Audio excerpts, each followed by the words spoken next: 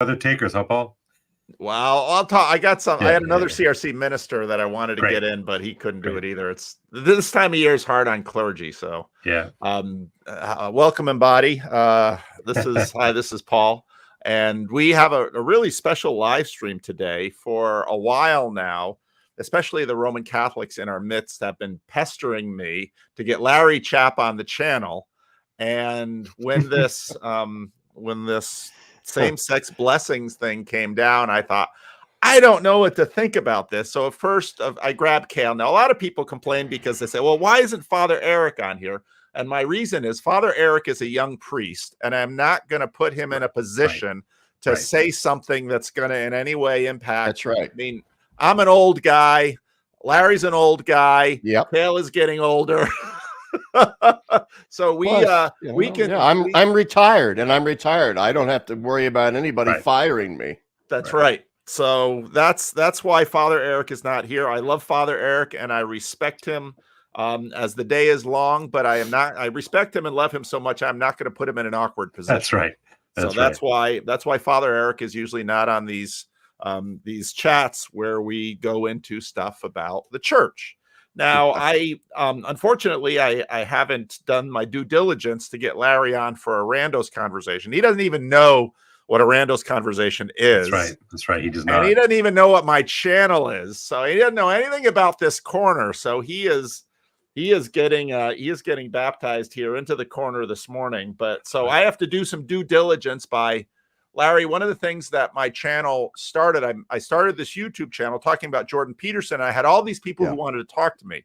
And because I'm a pastor, I was talking to a lot of people offline. And then I was recognizing there was a fair amount of repetition coming on.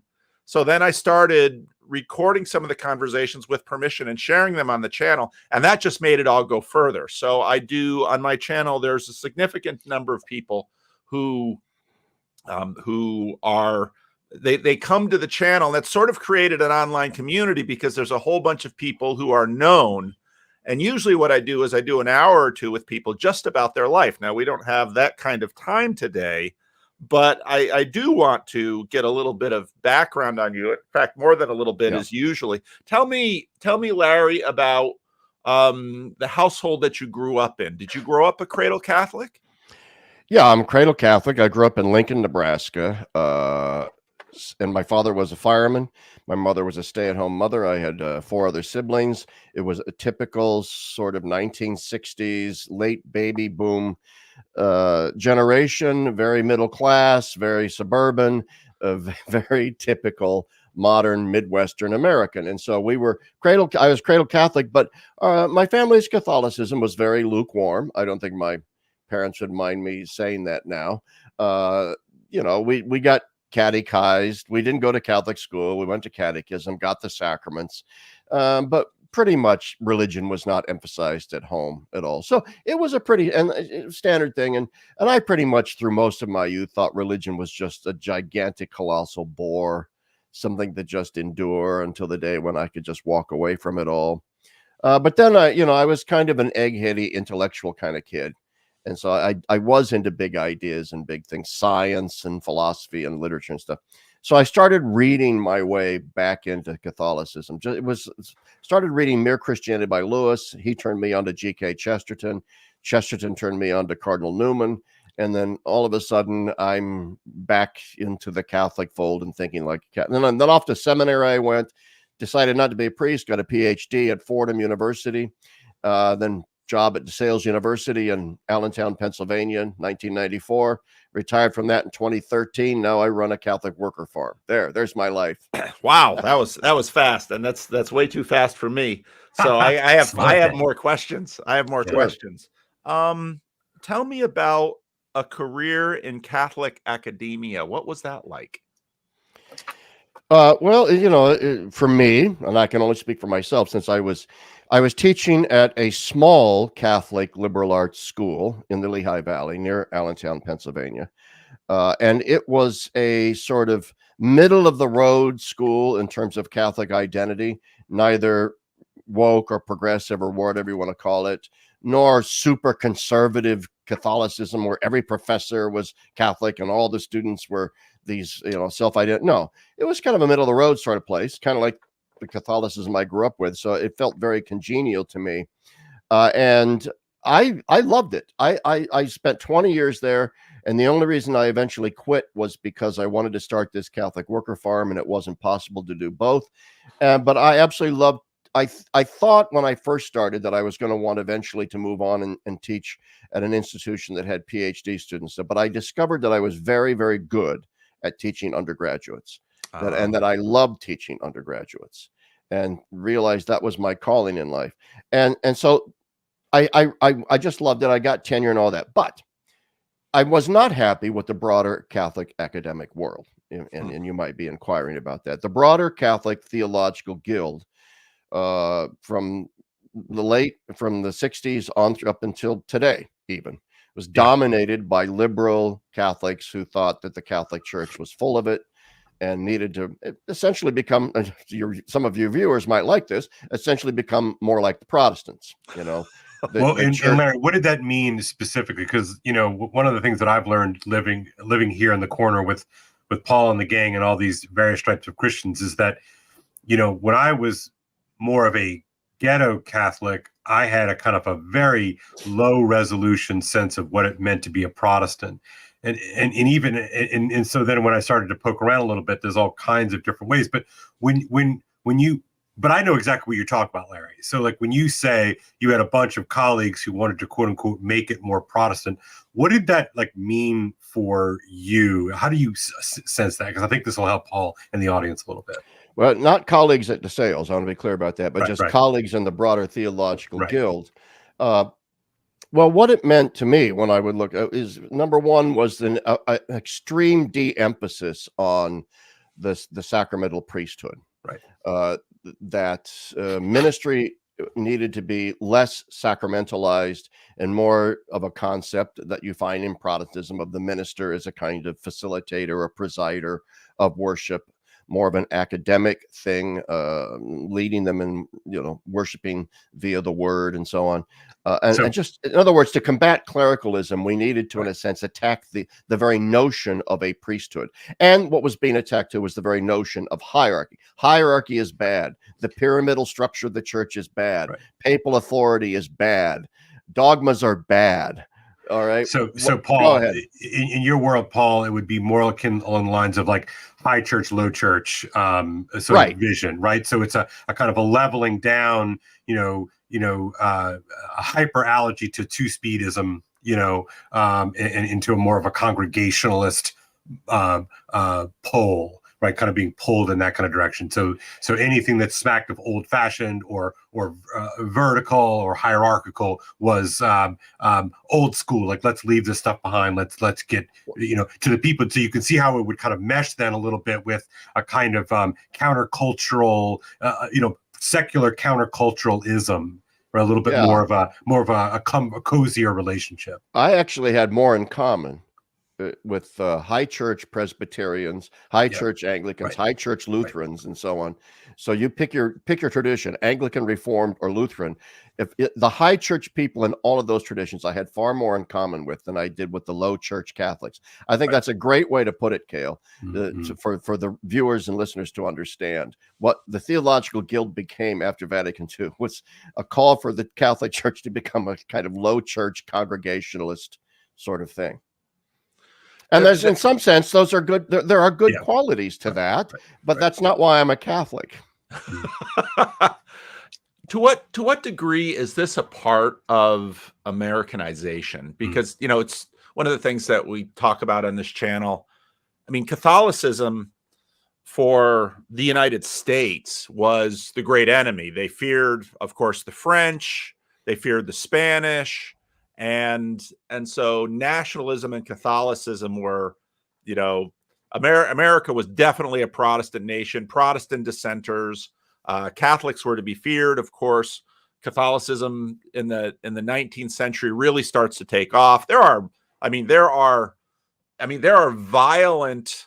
People look at people look at attacking African American communities, there were attacks on Catholic communities. I often remind people too that, you know, the Klan hated three people. They hated the blacks, the Jews, and the Catholics. Right. I mean, it's helpful to understand that this is a part of American culture too.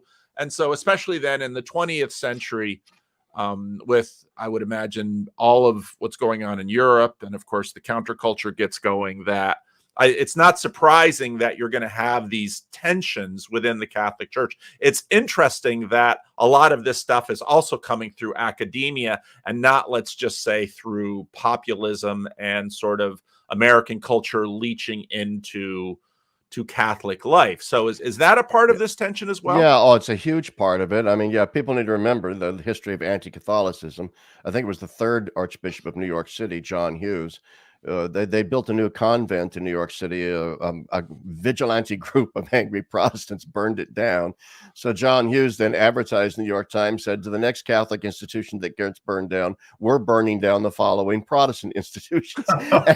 And yeah, this is John Hughes. This is a bishop of New York City. And the burnings essentially ceased at that moment because John Hughes. But that, you know, it's kind of funny to us now in retrospect. Geez, they really took things seriously back then. But there was this legacy. And then when the immigrants, the Catholic immigrants, Irish and so forth, there was this great desire to leave all of that garbage behind, especially after World War II, and to mainstream into the dominant American culture. There's a great book by Will Herberg, you know, called The American Way of Life, and called Protestant Catholic Jew. And his argument in there is that it didn't matter what religion you were, Jewish, Protestant, Catholic, you morphed into bourgeois suburban American, which in some ways was kind of to become a kind of evangelical Protestant in some ways. Right. And there was another great book by William McLaughlin called The Great Awakenings, in which he sort of makes the case that American religion, even in its Protestant iterations, has been a kind of pan-Protestant, lowest common denominator sort of thing. And I don't know if that's true, but I was always smitten with that idea. And so, yeah, that plays a role. But I think that more than all of that, I think what affected the Catholic academic world was two things.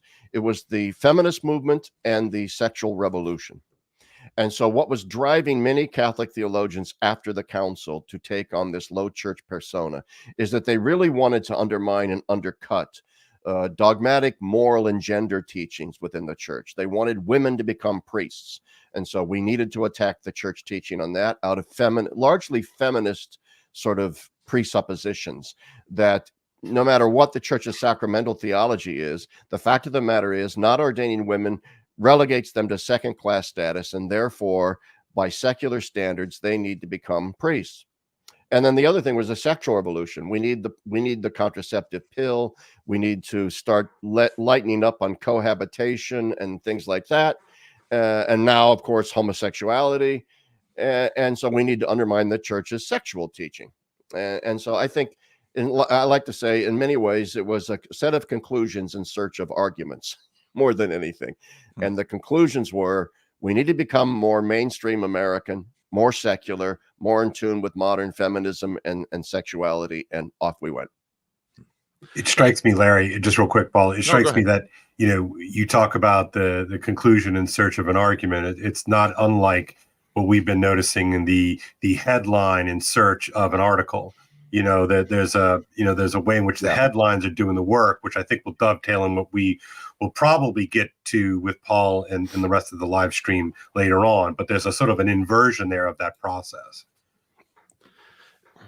It's last week we did a live stream. Actually, you very could have been on last week's live stream too, because the title of the live stream was "Is American Conservatism Crypto Catholic?"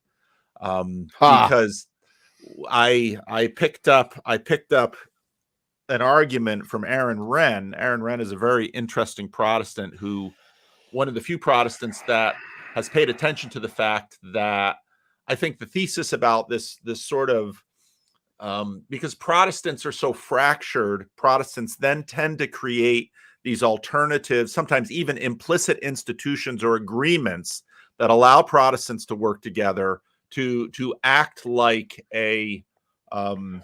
to act basically to create a spirit that will allow them to govern a society. So instead of, let's say, having you don't have, you know, you have Billy Graham is the spiritual advisor to how many presidents. You have this waspy, you know, America was very much driven and led by this waspy coalition. And as you say, in the Second World War, this emphasis to bring Catholics and Jews into the coalition. But what we've had really, I mean, one of the most well-known people from my tradition, Kristen Kobes-Dumay, writes this book, Jesus and John Wayne. I first heard she was writing this book. I thought, oh, good, someone's taking a look at this. And I looked at the book. I thought, this is not the book I was looking for, because for me, the big news is not that people's religiosity and their nationalism get intertwined. That I simply expect. The big news is what happened to waspy America and these elites. Yeah. And then what's been interesting is how Catholics have kind of come in, and so then the group of 3 Protestants are talking about it, and they're basically saying, well, you know, the evangelicals who always get shot at on the news by the progressives, they're the foot soldiers. The real brains behind all of this are the Roman Catholics. And it's like, oh, well, that's interesting. And so, I mean, we were talking about that last week, and I think that does very much fit into at least the crazy thing, the thing that when Protestants look at the Roman Church that is tough for us to realize is just how big and how old and how global and how massive that is. Yeah. A lot of Protestantism, especially in America, tends to be very local. And denominations are these, like my denomination, it's sort of a historical coalition, but those things don't last very long. So my denomination is a little over 150 years old. And in many ways, it's breaking down, and it will probably end in the next 25 years, just because a lot of what held it together were the values and the ethnicity of Dutch immigration. And so then beyond that, we sort of get absorbed into the broader non-institutional but religious quasi-church thing. And what the Roman Catholics have, actually, despite all of the drama you have within your institution, you actually have a container that gives form and shape and identity, whereas, you know, Protestants are just sort of generic Christians out there. I don't know if that sounds fair. Well, no, I think that's very fair.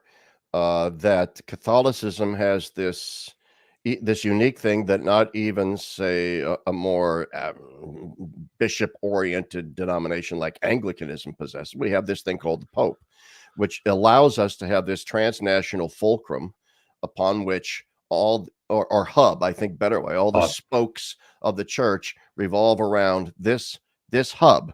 And it's that hub over the past centuries that has kept the church from flying apart from the various centripetal forces that tore Protestantism apart. All right, that Protestantism had no hub, and so that would happen to any religion. It happens to every religion that doesn't have a hub. It just flies apart, and you end up with all this kaleidoscopic, pluralism within it. And so Catholicism had that unique thing called the Pope, and then, of course, then the bishops on down the line, and so on. That can, however, and that's all true. So your distinction is correct. That can, however, mask over the fact that in many ways the unity is merely a paper unity. Right. That the differences run deep and profound. And like I said not too long ago, I often find that I have much more in common, both not just in theology, but in terms of how I approach the world through the eyes of faith. I have more in common with many of my Protestant friends and brothers and sisters than I do with many of my Catholic co-religionists.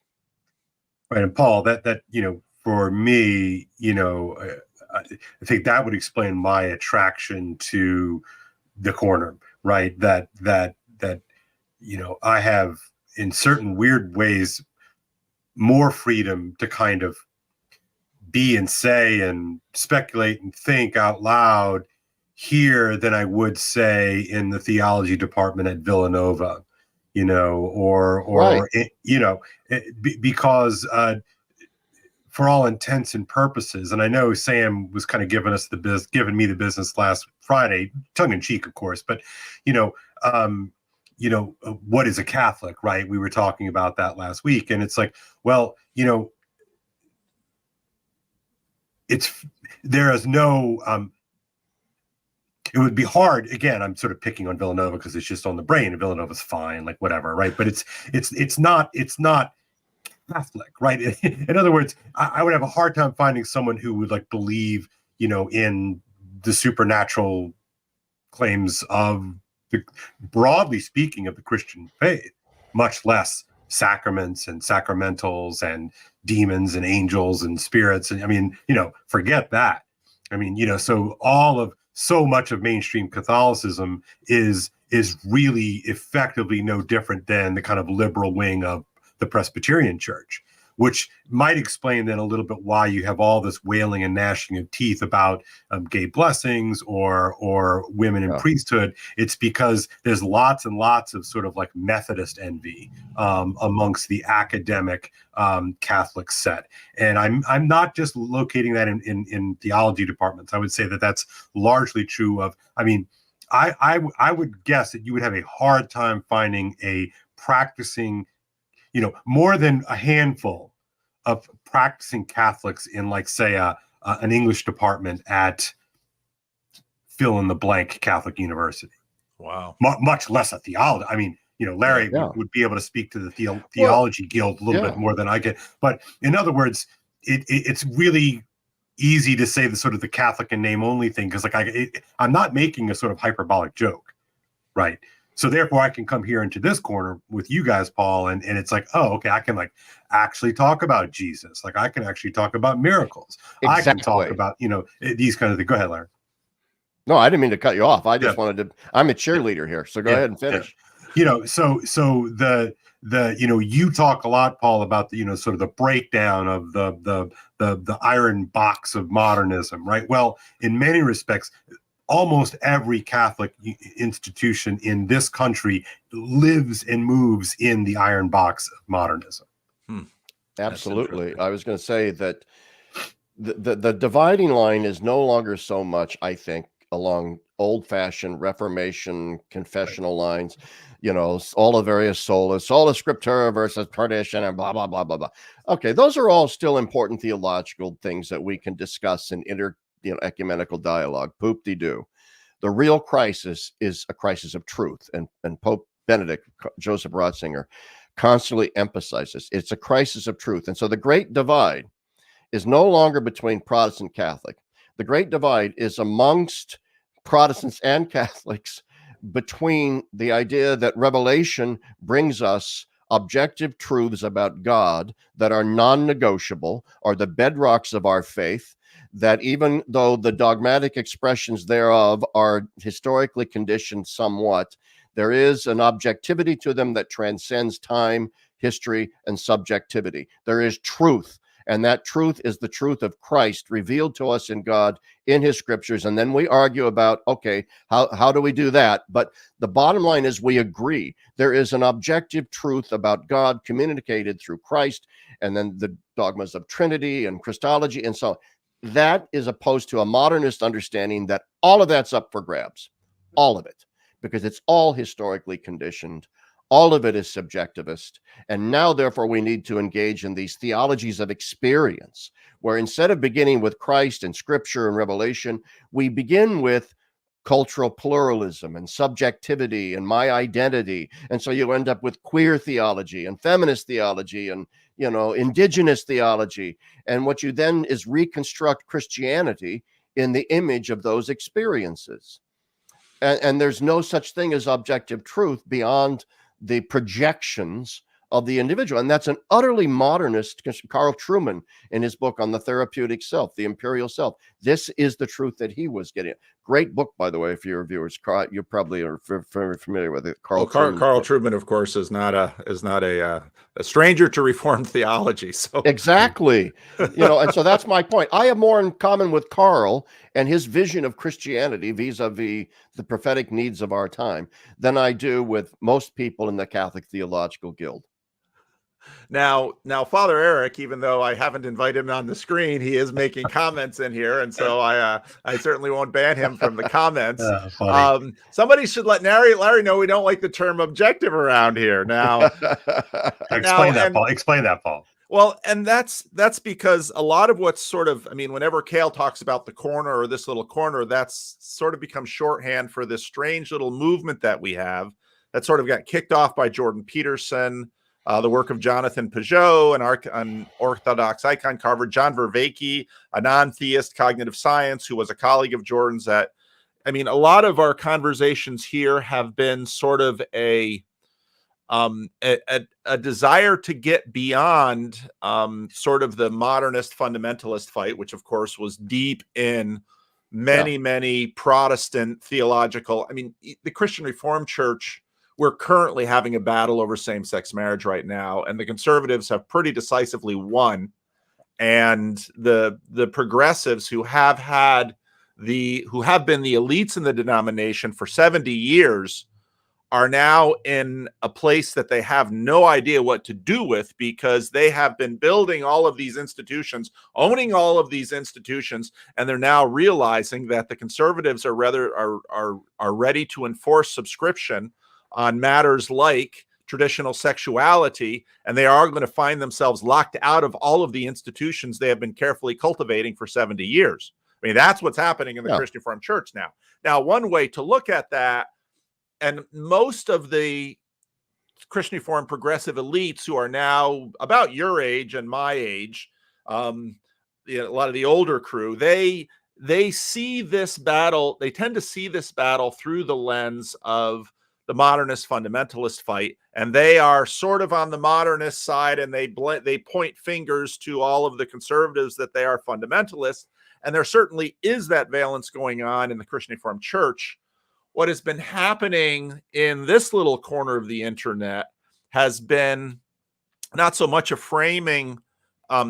It's sort of followed the phenomenology all the way through into a neo-sacramentalism that basically says that on the other side of the modernist fundamentalist fight, there is the recognition that a lot of this traditionalism, there was a phenomenology baked into the ancient world that was essential for human habitation and human thriving, and obviously this causes a big tremors within Protestantism, which of course was right there at this great break, which gave birth to the Enlightenment and modernism and all of that.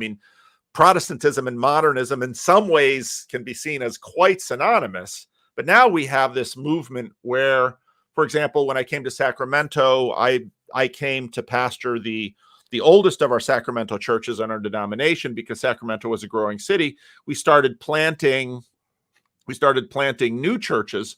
And when we started planting churches in the 90s, we were using sort of Bill Hybels' big box seeker methodology. And one of the interesting things is that all of these churches that we planted over the last 20 years have gone from sort of a big stage, big sound, sort of traditional Protestant revival conversionist ethos into liturgical calendars, more sacraments. That's kind of been the split that's happening. And so one of the things that, and so it's funny because in the Christian Reformed Church, now we're getting closer to what the title of this is, many who had been sort of following the modernist fundamentalists, but tracking with the modernists, basically said, of course, the turn to embrace same-sex marriage and this new understanding of human sexuality, as you sort of framed from an experiential. The other side that is merging is also sort of has a focus on the phenomenology and the experiential, but in a very different way that has in some ways become a new form of conservatism. So, that's sort of where this very strange little thing that's been growing over here has been tracking. It's very interesting because it tracks very nice. As soon as the word objective came out of my mouth, of course, little alarm bells went off, because that does, conjure up an image of a kind of false Archimedean objectivity that floats above time and history. But it is a convenient shorthand. with regard to emphases. And a lot depends on how you conceive of objectivity, of course. Mhm. Now, a lot of this mirrors the current debates in the Catholic Church between radical modernist progressives and radical traditionalists, all right, who are kind of our fundamentalists, who have these sets of fundamentals that we all have to adhere to in this very rigorous way, or else you're not really a Catholic. And they'll go all the way back to the Council of Constance and Aquinas. And yeah, see, they said XYZ here. And so that's what we still have to think. Okay, so we have that debate too. Now, the theological school out of which I move is the same theological that Pope John Paul, Pope Benedict, and it was called Ressourcement, French term, in the middle of the 20th century. Return to the sources. Let's get back to Scripture, the Church Fathers, Aquinas, and others. Let's see the entirety of the tradition in a bigger picture. And part of that bigger picture was and that's really what motivated the Second Vatican Council and so forth. What part of that big picture is precisely rooting objectivity in subjectivity and vice versa, grounded in history and vice versa, which requires a turn, and we saw this in Pope John Paul, a turn towards certain phenomenological methods of philosophical discourse. We're not leaving sort of Thomistic metaphysics behind, but we are now going to incorporate notions of experience that get phenomenologically analyzed, both theologically from within the lens of faith and philosophically, in order to construct, in a sense, orthodoxy from below, which is possible. So you nailed it on the head. Right. You know, I think the allure of a Jordan Peterson and some others that I could name is that this is they're coming at this in a sense from a discipline not even related to theology, in this case, psychology, okay? And just starting with a fundamental analysis of how people are experiencing the world and themselves, they're constructing, in a sense, a fairly Christian Orthodox worldview out of that. And so we do need to see these two things coming together. The guy I did my doctoral dissertation on, Hans Urs von Balthasar, was a Swiss Catholic theologian, very familiar with Karl Barth, the Protestant Reformed theologian.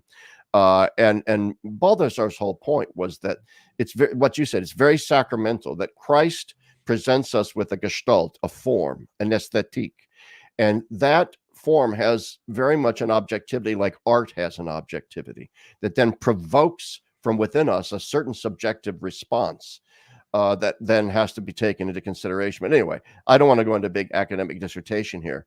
But no, go ahead, Kale. But one of the things, this is great. So like one of the things that people talk about here is, this sort of, we're seeing, visions of things that emanate from atop and things that emerge from underneath. And there's this sort of interesting meeting ground between these two things. And so I'm fascinated about what you're talking about with von Balthasar, and then you're seeing what Peterson, just starting with the phenomena, what are the things themselves, right? Back to the things, right? I mean, I think that's really important here, because the sort of the leftish modernists and the rightish modernists seem to ignore all of that, the upper and the lower registers, right? And I know this is a word that's going to trigger you, Paul, but both of them tend to be very literal, and I'm using that magic word on purpose, because we don't like to say literal here. We like to say real or actual, whatever. But I mean it, right? I think for physical, right?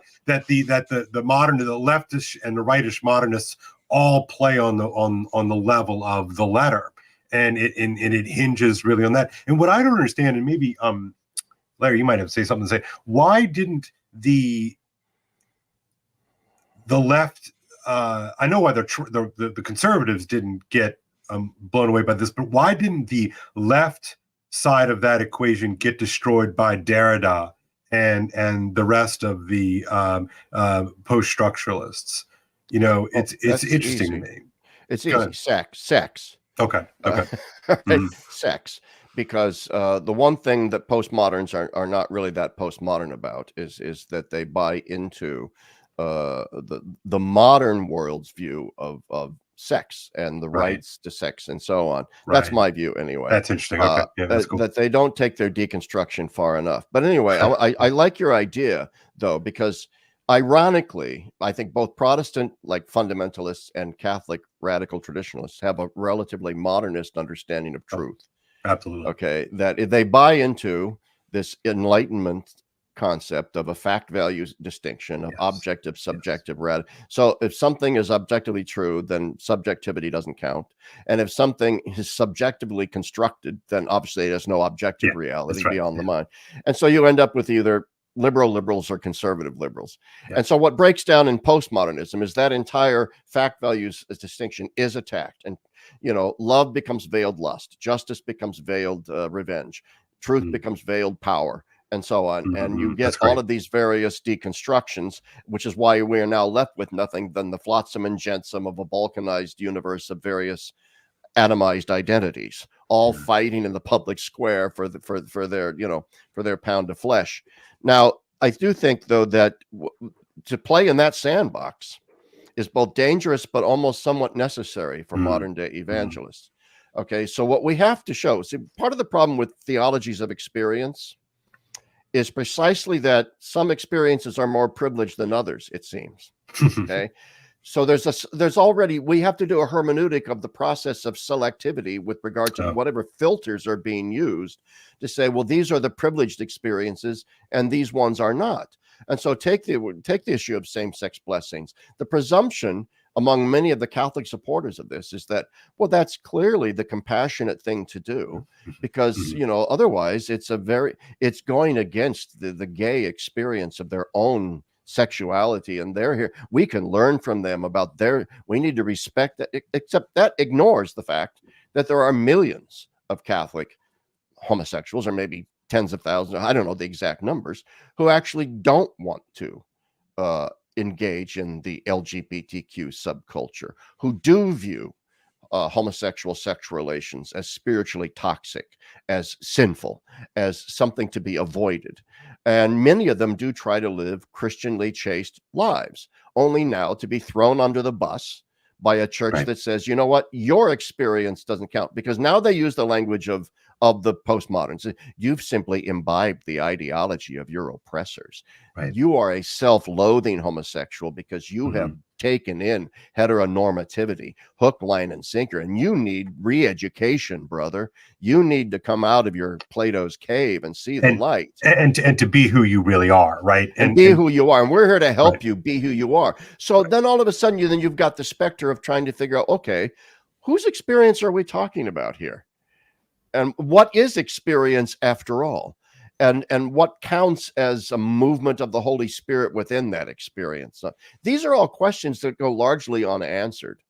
And what happens simply is that the normativity of secular values, whatever the mood of the social contract is at the current moment, that becomes the determinative filter as to what experiences count and which ones don't. And that's precisely what we're seeing right now in the Catholic Church with this huge debate over same-sex blessings.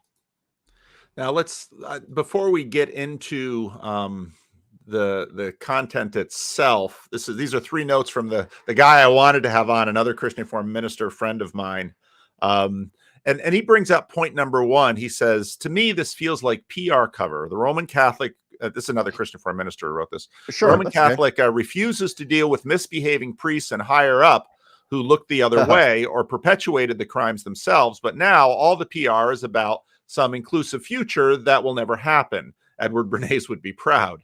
One of the things that I noted too was if a liberal Episcopalian came out with, oh, we're going to do same-sex blessings, they would be decried a bigot, because, well, why not full? But so part of what, and also when for many people, so as a local church pastor, someone comes up to me and says, oh, what kind of a church are you? And, back in the day when I was fresh into America, I'd use words like Protestant, only, of course, to see, they don't know that word. Because, we started at Christian Reformed and there was sort of all over the place. So for many people will call me father. I'll say, oh, I'm a minister, I'm not a priest. And of course that distinction is nowhere seen.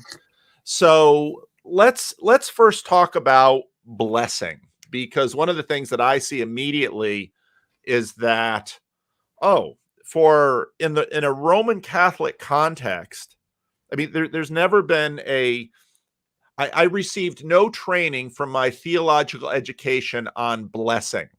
What in the Christian Reformed Church would be, well, we're going to say a blessing for a meal. Blessing is basically a prayer. And of course, it's not looked at, but that's of course couched within the tradition. Protestants have their assumed understanding of prayer. But right away, when I got this, I thought, talking to my Protestant friends, before you rush in basically with your very low resolution, I'm for it or against it, based on, my polarity in the culture war, you have to understand that in a sacramental universe, something coming down from the hierarchy prescribing in great detail what a blessing is and who can be blessed and what those blessings mean, that is a whole nother valence in a deeply sacramental tradition. So maybe you guys can flesh that out a bit, because that's not obviously there's sort of the payload in a culture war that this thing delivered to American papers. Mm-hmm. But before we get there, I want to at least not be totally clueless about what on earth are we talking about? And Larry, you can hit this, but also what would be the difference between, like, say, Kale Zeldon offering a blessing versus what does it mean in our world when a priest or a bishop or a cardinal or a pope offers a blessing? Oh, there's so many interesting things all packed in there.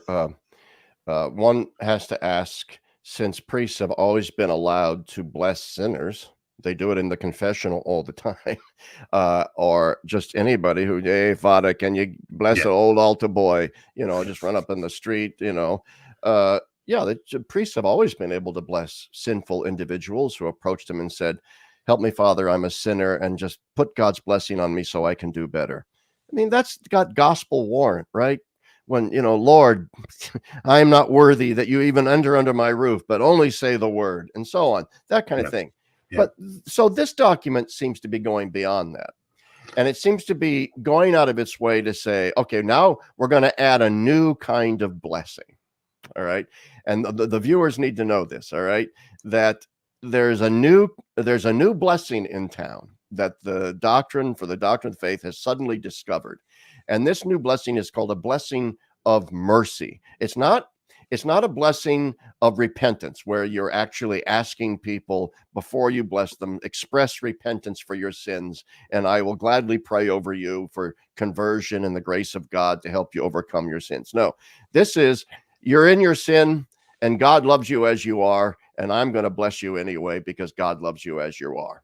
And I'm not going to call you out of your repentance because that would be judgmental. Notice the document says no moral interrogation before the blessing is given. That's right. No, it even uses the word interrogation. Yeah. You may not morally interrogate the person you're about to bless. The presumption is we're all sinners. This is a sinner presenting themselves to you, and no questions can be asked. So this is kind of a blessing of mercy instead of an old-fashioned. Now, the difference between just an average person blessing, a lay person, and a priest is that, of course, in the Catholic Church, and you hit it, Paul, in the Catholic Church, the priest himself is a sacrament, holy orders, in persona Christi, who stands in the person of Christ to confect the sacraments, to perform the Eucharist. And therefore, the document makes a distinction between, liturgical blessings and non-liturgical blessings, sacramental blessings and non-sacramental blessings. So now we've got this new thing called a non-liturgical, non-sacramental blessing of pure mercy. And yet it flies in the face of the fact the reason why people want a priest to bless them and not a lay person is precisely because they sense the sacramental presence of the priest. A Catholic wants a priest to bless them because a Catholic perceives the full sacramental and liturgical weight of the church behind every single priestly blessing, even if that priest is simply blessing your dog or your rosary or your house. Okay, that's why you have them come over and not your next door neighbor, Susie. Okay, that's why. And so it flies in the face of common sense to say, oh, we're going to have them bless same-sex couples, but they're not really liturgical blessings, and they're not really blessing the union. They're just blessing these couples. What the heck is that? Well, my question immediately was, are they blessing the relationship? Because it's one thing to bless, two men went up to the temple to pray, Right. Lord have mercy on me, a sinner. It's one thing to bless a person, and because of course in a Protestant church downstream of Luther, you have the priesthood of all believers. That sort of, I mean, obviously these things are in play in terms of the sacramental thing, but the thing that immediately appeared to me was blessing a relationship when, in fact, in at least in terms of the debate going on in the Christian Reformed Church, it's there are issues with the people, but like you said, there are always issues with everyone in the Christian Reformed. We have total depravity. I can't bump into a human being and not meet a sinner who with mixed motives and mixed outcomes, all of that. But you're blessing and that, of course, in many ways, the Christian Reformed Church is the fight. You're blessing a type of relationship, and to me, part of what happens in a marriage ceremony is you are asking God's blessing, certainly on the people, but the focus is on the relationship. And it seemed to me that I didn't understand in that, because obviously there's also this other valence of the sacrality of things that Protestants and Catholics have tension on as well. There's definitely there's a contradiction within the document, and it's a contradiction caused by the fact that it's trying to be deceptive. And I'm just going to say it.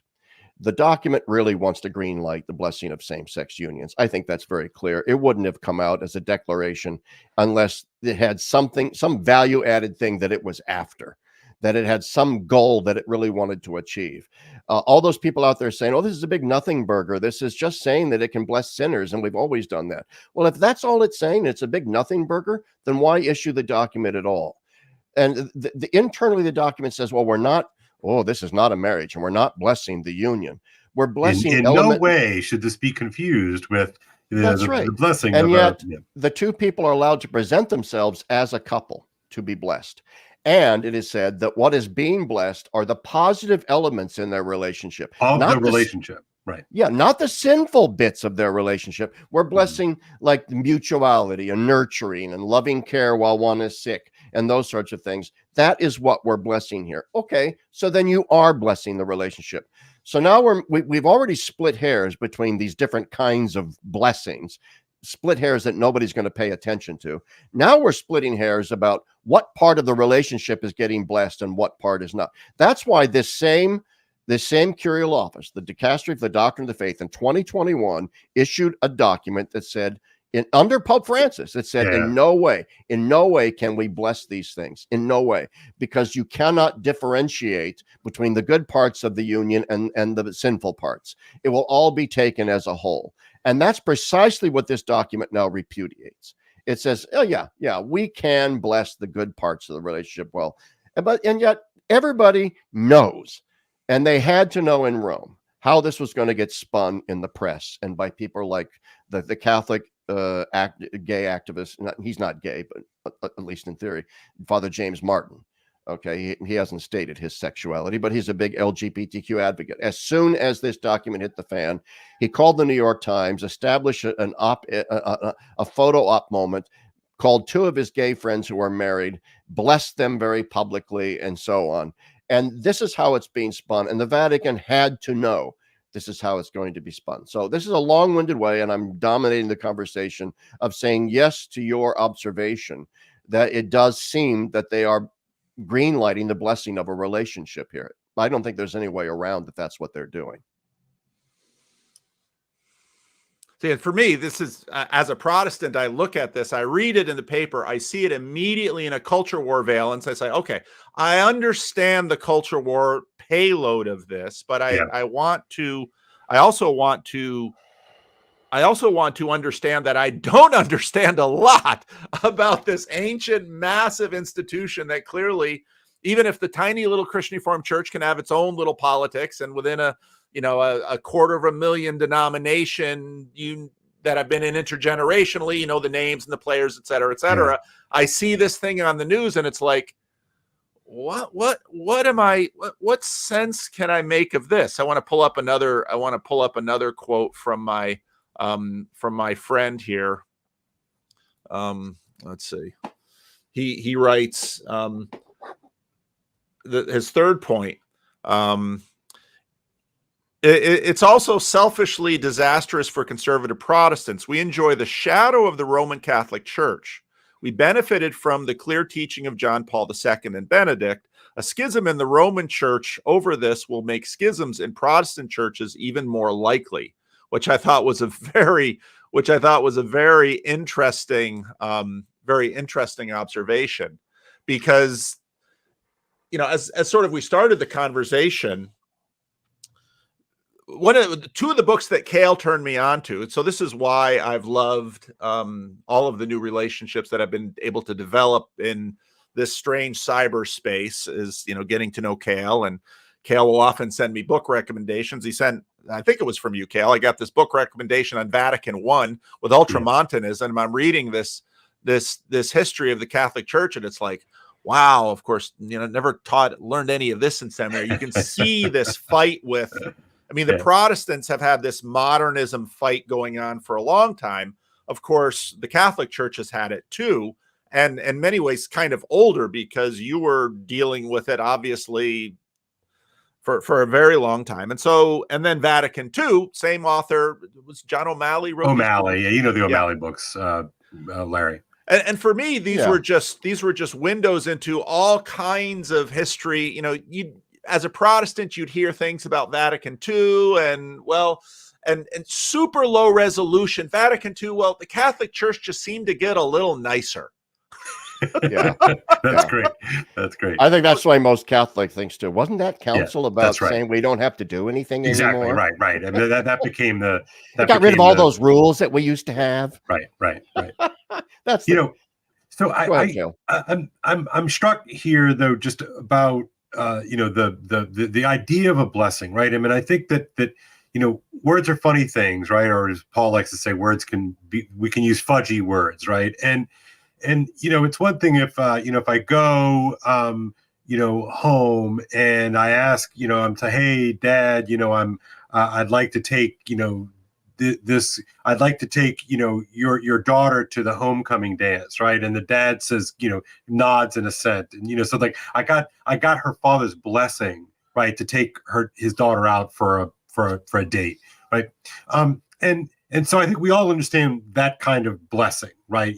Basically it's like sort of my favor or my nod of assent, right? But I think that where you can sort of see the flattening of the word blessing into just that meaning, right, is it's been sort of cycled through and speed run through all the various modernisms and all the various isms. But I think if we look at what Catholics have understood as blessing, it is explicitly supernatural, right? That and maybe some people would accuse it of being like magic or whatnot, but that the reason why me, blessing the table versus Father, Stan blessing, the thing is that in Catholic sacramental theology, that the priest has access to confer blessing in a real way that I don't have as a non-ordained person, right? And right, Larry, please check me if So again, it's like it's really difficult to talk about this unless you're willing to say, that there's it's sort of anti, the whole Charles Taylor thing, Paul, right? That it is a throwback to a world that was not buffered, but hugely porous and almost infinitely porous in its import, so that like a thing can even be blessed, right? That my my tools, my whatever can be blessed, right? Water, oil, right.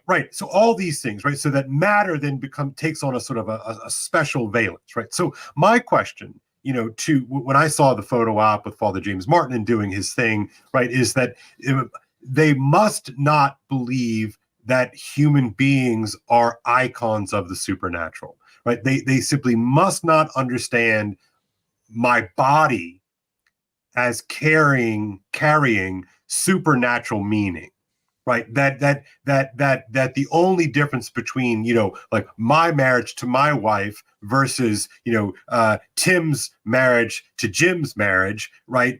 Is that, is no difference. It's effectively not different, right? That this sexed body, you see before you, is literally just not different than another one, right? So therefore, if it's just stuff, right? If it's just meat, then who am I to judge, right? I mean, as the famous line goes, right? And so therefore, why can't you bless Tim and Jim just like you would, bless Jack and Jill, right? Because you can only do so if you believe that bodies are insignificant. And therefore, sex is instrumentalized. Right. It's just part A and part B, and certain. It's merely biochemical. affective. It's effective and at therefore, best. what's the big deal here? Right. And yet, I often say to people, look, what if you talk about irregular unions? What if a brother and a sister who were in an incestuous relationship and lived together, and the priest knew about this, and they presented themselves to the priest and said, "Hey, Father, we would like you to bless us." And the priest would then should morally interrogate them. And I don't know of anybody that would say that he shouldn't, and say, "What exactly are you asking me to bless here?" Right? Yeah. I will bless both of you as individuals, or I will bless the two of you together if you promise to stop having sex with each other, right? And to repent of your incestuous, sinful relationship. And if they said, "Sure, we're sorry for that, we want you to bless us," then fine.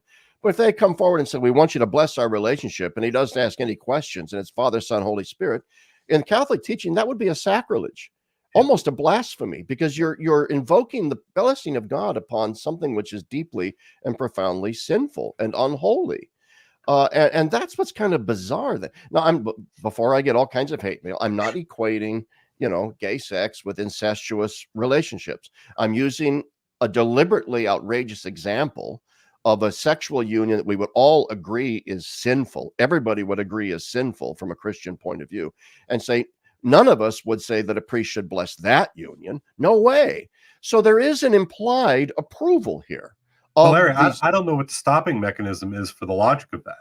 Yeah, I honestly don't. Exactly. What is next? I'll be the jerk here. I don't know why are we drawing this arbitrary line in the sand for a brother and a sister? Because what does that matter? Because love is love, after all. The heart, right? I mean, it's interesting. Paul, I'm not sure if you picked up on this sort of new patois of irregular relationships. Is that something that's jumped off the page for you? Yeah, well, it did. And of course, but your point, Kale, is really important. And thinking along the lines of, so I was finishing up my Sunday school class last week, and we were in Romans 14 and 15. You have the weak and the strong. Mm-hmm.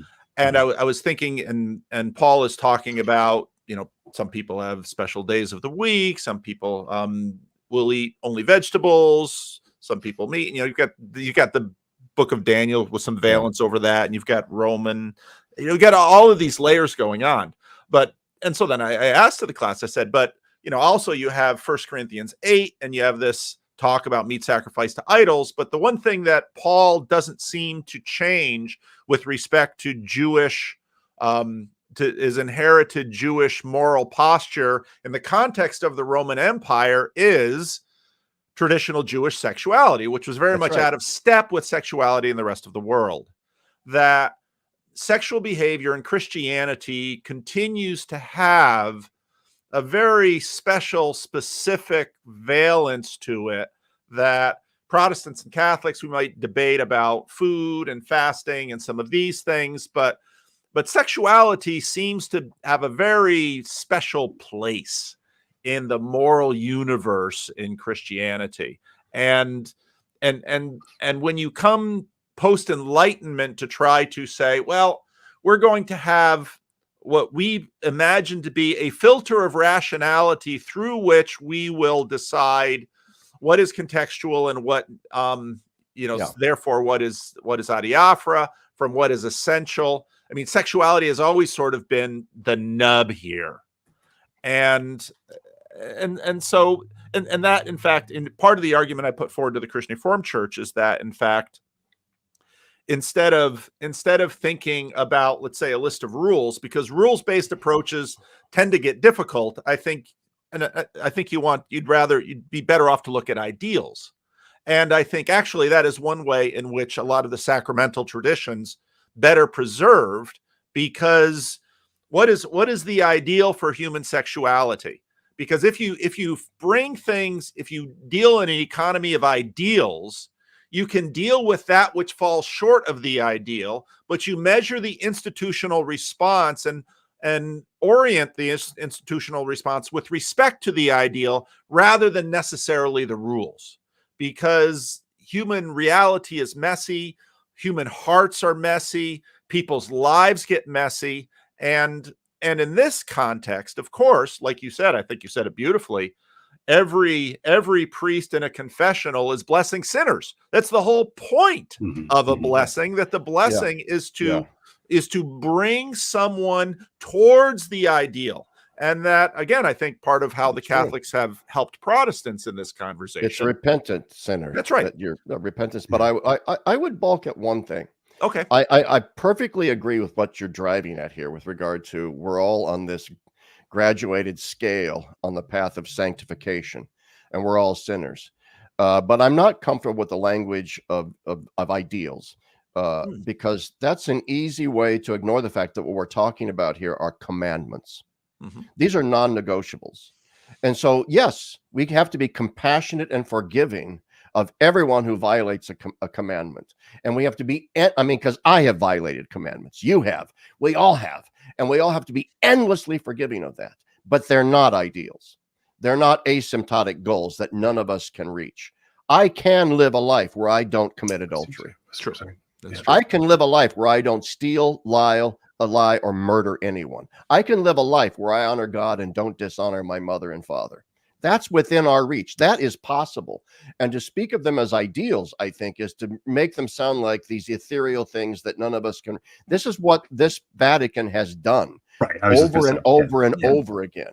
Whether it's on so many Catholic moral theological issues and sexuality, is to treat them as ideals. None of us reach those, and therefore unreachable, and therefore unreachable, and therefore we need to have this endless rolling compassion that is essentially disavowing the fact that these are commandments that the church expects you to live up to. Now, of course, now there's a fine line here between judgmentalism and harshness and Pharisaism and self-righteousness, and then mercy, compassion, and forgiveness. There's a tension there, absolutely. But you don't resolve that tension by simply saying, well, they're not commandments anymore. They're just ideals. Well, yeah, that gets rid of the tension, all right. That really gets rid of the tension, doesn't it? And I would also have one thing. I don't know how much time we have here, and I don't want to dominate. I usually go 2 hours, so at some point we'll probably. Okay, well, I don't know. At the risk of changing the topic, there was a Spanish bishop that came out today. I can't remember his name. It was reported in Catholic News Agency, and they interviewed him about this new document, and he said, "Okay, I have issues with it and so on, but it is from the Holy Father." But what he said was very interesting, and some of your viewers may not know why this is interesting, but he said, "I wish, however, on a matter of such great pastoral importance that affects the entire worldwide church, on a matter of great sensitivity and contentiousness, that the Holy Father and the Vatican had consulted the bishops of the world on this topic first."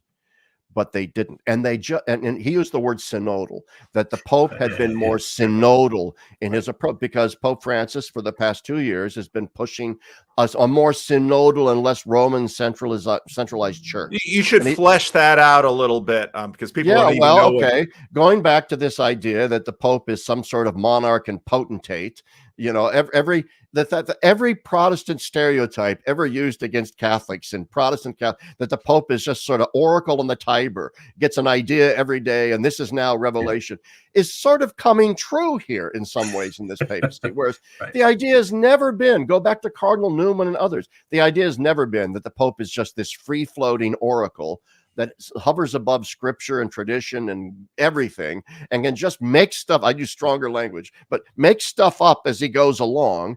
And that therefore, now that's the new teaching of the church. He's not supposed to do that. Okay. And so Pope Francis himself has been saying we need less and less and less focus on the Pope. There's too much cult of personality around the Pope, too many decisions in the church being made by the Pope. Let's decentralize. Let's have a synodal church, where a localist church, where local bishops and local episcopal synods have greater voice, greater power. So we just had this synod on synodality in October in Rome. I covered it for various publications. And the whole thing was about we need to be a listening church. We need to be a church that goes out to the peripheries. We need to be a church that listens to experience. Pope used the term parrhesia, which means endless openness. Nobody can be judged in the dialogue. Everybody can say whatever they want to say. And that's all in the interest of making sure that we now have this church where decisions are made on a more grassroots level and so on. And then to have that entire, and right after this synod, 2 months after that synod, the Pope comes out with this document without consulting anyone. By the way, this issue of same-sex blessings was supposed to have been discussed at the synod on synodality in October, and it was discussed a little bit, but the final concluding document didn't even mention it, didn't even bring it up, because the African bishops didn't want it brought up. Many Italian and American bishops did not want it brought up. Okay, and so the people who forged the final document on the synod had to leave all the LGBTQ stuff out, which really angered the progressives. All right, so in other words, when the synod met and all these bishops from around the world and lay representatives met, they in a sense said, we don't want all this stuff. And 2 months after this, after all this emphasis on synodality and local decision-making and consultation, the Pope just unilaterally, on his own authority, issues this pastoral directive that affects everyone around the world without consultation. That is the height. It's hypocritical in the extreme. Yeah, it's very hypocritical. And at the, the tag, right before the final blessing of the document, ironically, these are the words that we're left with, Paul. Thus, beyond the guidance provided above, no further response should be expected about possible ways to regulate details or practicalities regarding blessings of this type. Wow. Exactly. No further clarification. Thank you. You did the right. You did the right scared jump. It's like what? Like what is that? I mean, in the hypocrisy, I think that Larry fairly says, but the height of irony at the very least, for this pontificate to sort of hang its entire sort of reputation on a new way of being church. Right now, you might catch some very evangelical words, right, Paul? Yeah, the sort of the neologisms, right? But of a new way of being church, a new synodal way, and to have that be the sort of the tag on this document, which everybody knows, which is literally not even 48 hours later, we're seeing all of the fallout all over the place in an unprecedented fashion. I mean, you have entire, the all of the bishops' conferences of the entire continent of Africa are like, yeah, no. You have, and it's not just the Africans, so we're not, but all over the place. And this is an unprecedented governing. The Ukrainian Catholics said no. That's right. This is an unprecedented governing crisis in the church. It's really hard to understate how bonkers this is, because all of the practical questions arise. So what do you do? So your interlocutor, Paul, the point one was something about PR.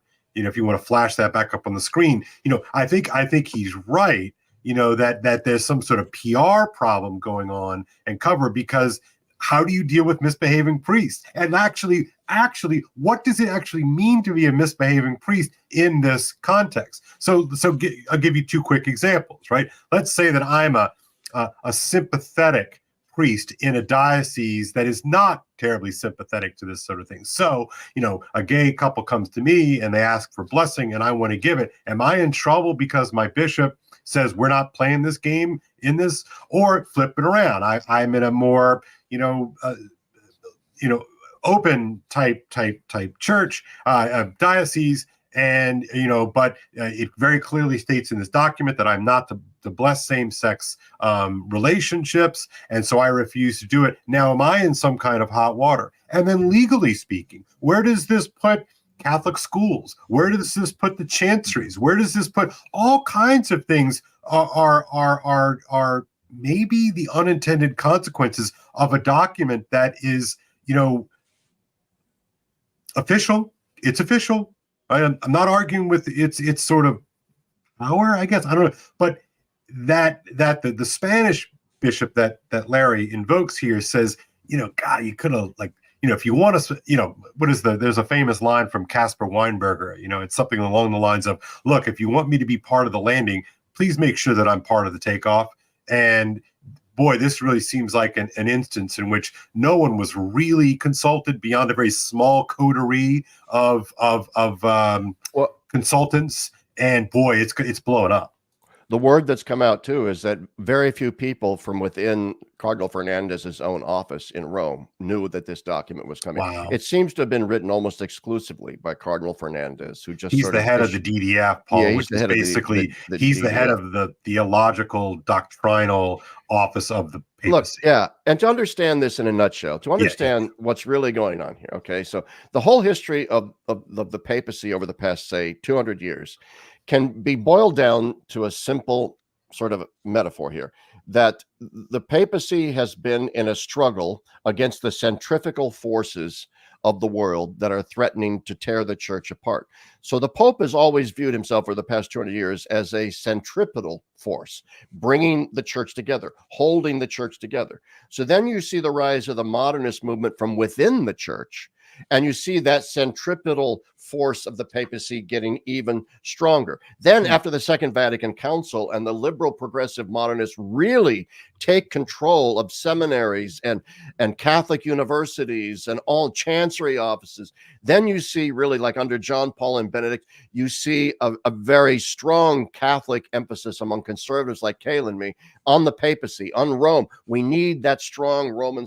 So when Pope Francis comes along and he calls this synod on synodality to, in a sense, make the church less centripetal and more centrifugal, the worry begins to creep in that maybe this synod really isn't about, in a sense, changing the authority lines of the church so much as it is a stalking horse for something else. That's right. We're suspicious that it's a stalking horse for something else. And we're suspicious that stalking horse is the sexual revolution, gay marriage, all that kind of stuff, that's what they were really after. And many of the synod participants, before they even got there, were very open about the fact that's what we want the synod to do. We want gay marriage. We want women priests. We want abortion and contraception. We want all that stuff. And they didn't get it.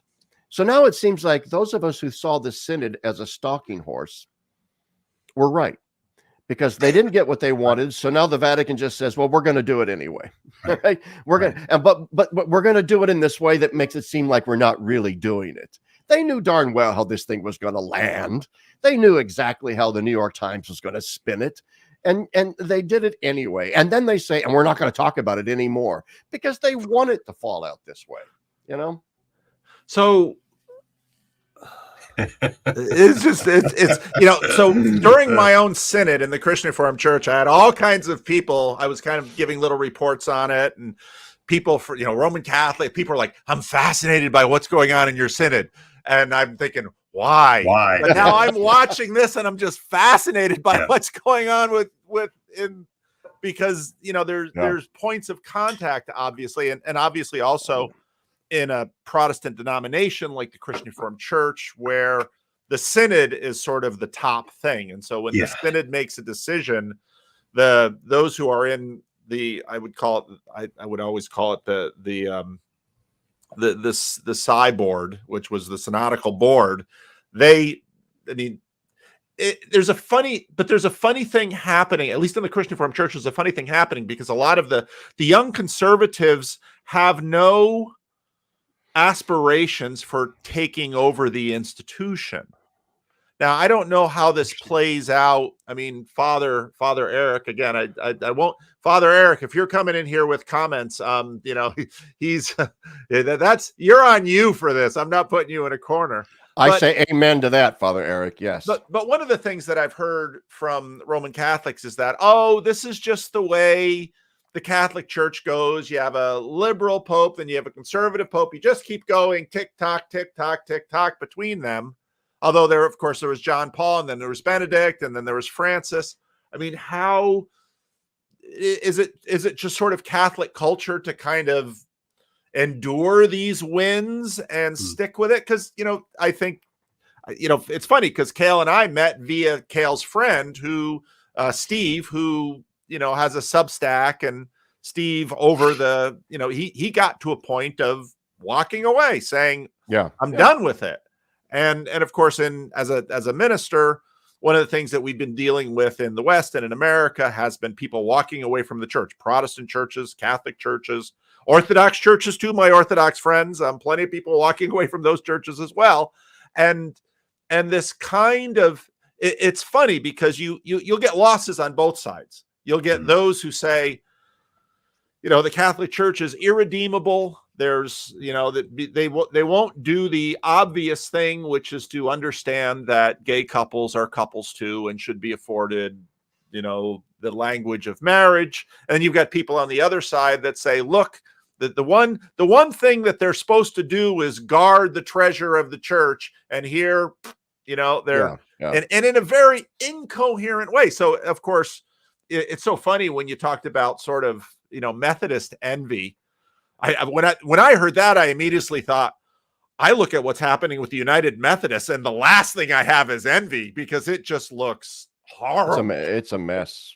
Yeah. Well, that's what I always want to ask my left of center, progressive Catholic friends is like, let's just play a quick, mind experiment, like play it out. Let's say that Pope Francis pushes through all these reforms, both named and unnamed, and he gets his way. Like everything's perfectly synodal. We've got blessings of same-sex marriages. We have blessings of communion and divorce and remarriage, et cetera, and we have a female priesthood and all those sort of things. I mean, what do they actually think is going to happen? Like, what's so fascinating to me, Paul, is someone who does as much as I can to get out of my bubble and to interact with all my other Christian friends, et cetera. Like, do they really think that it is going to work? Like, will this really like build out the church? And no. I just baffled that they would even, what are they even thinking? We have a control in this experiment, and it comes from our Protestant brothers and sisters. It's called liberal Protestantism. Right.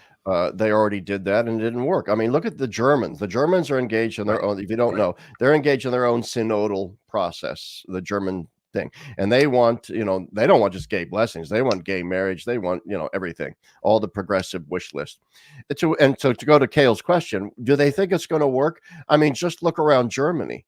As low as mass attendance is among Catholics in Germany, around 10% or something like that, the Lutherans are even worse.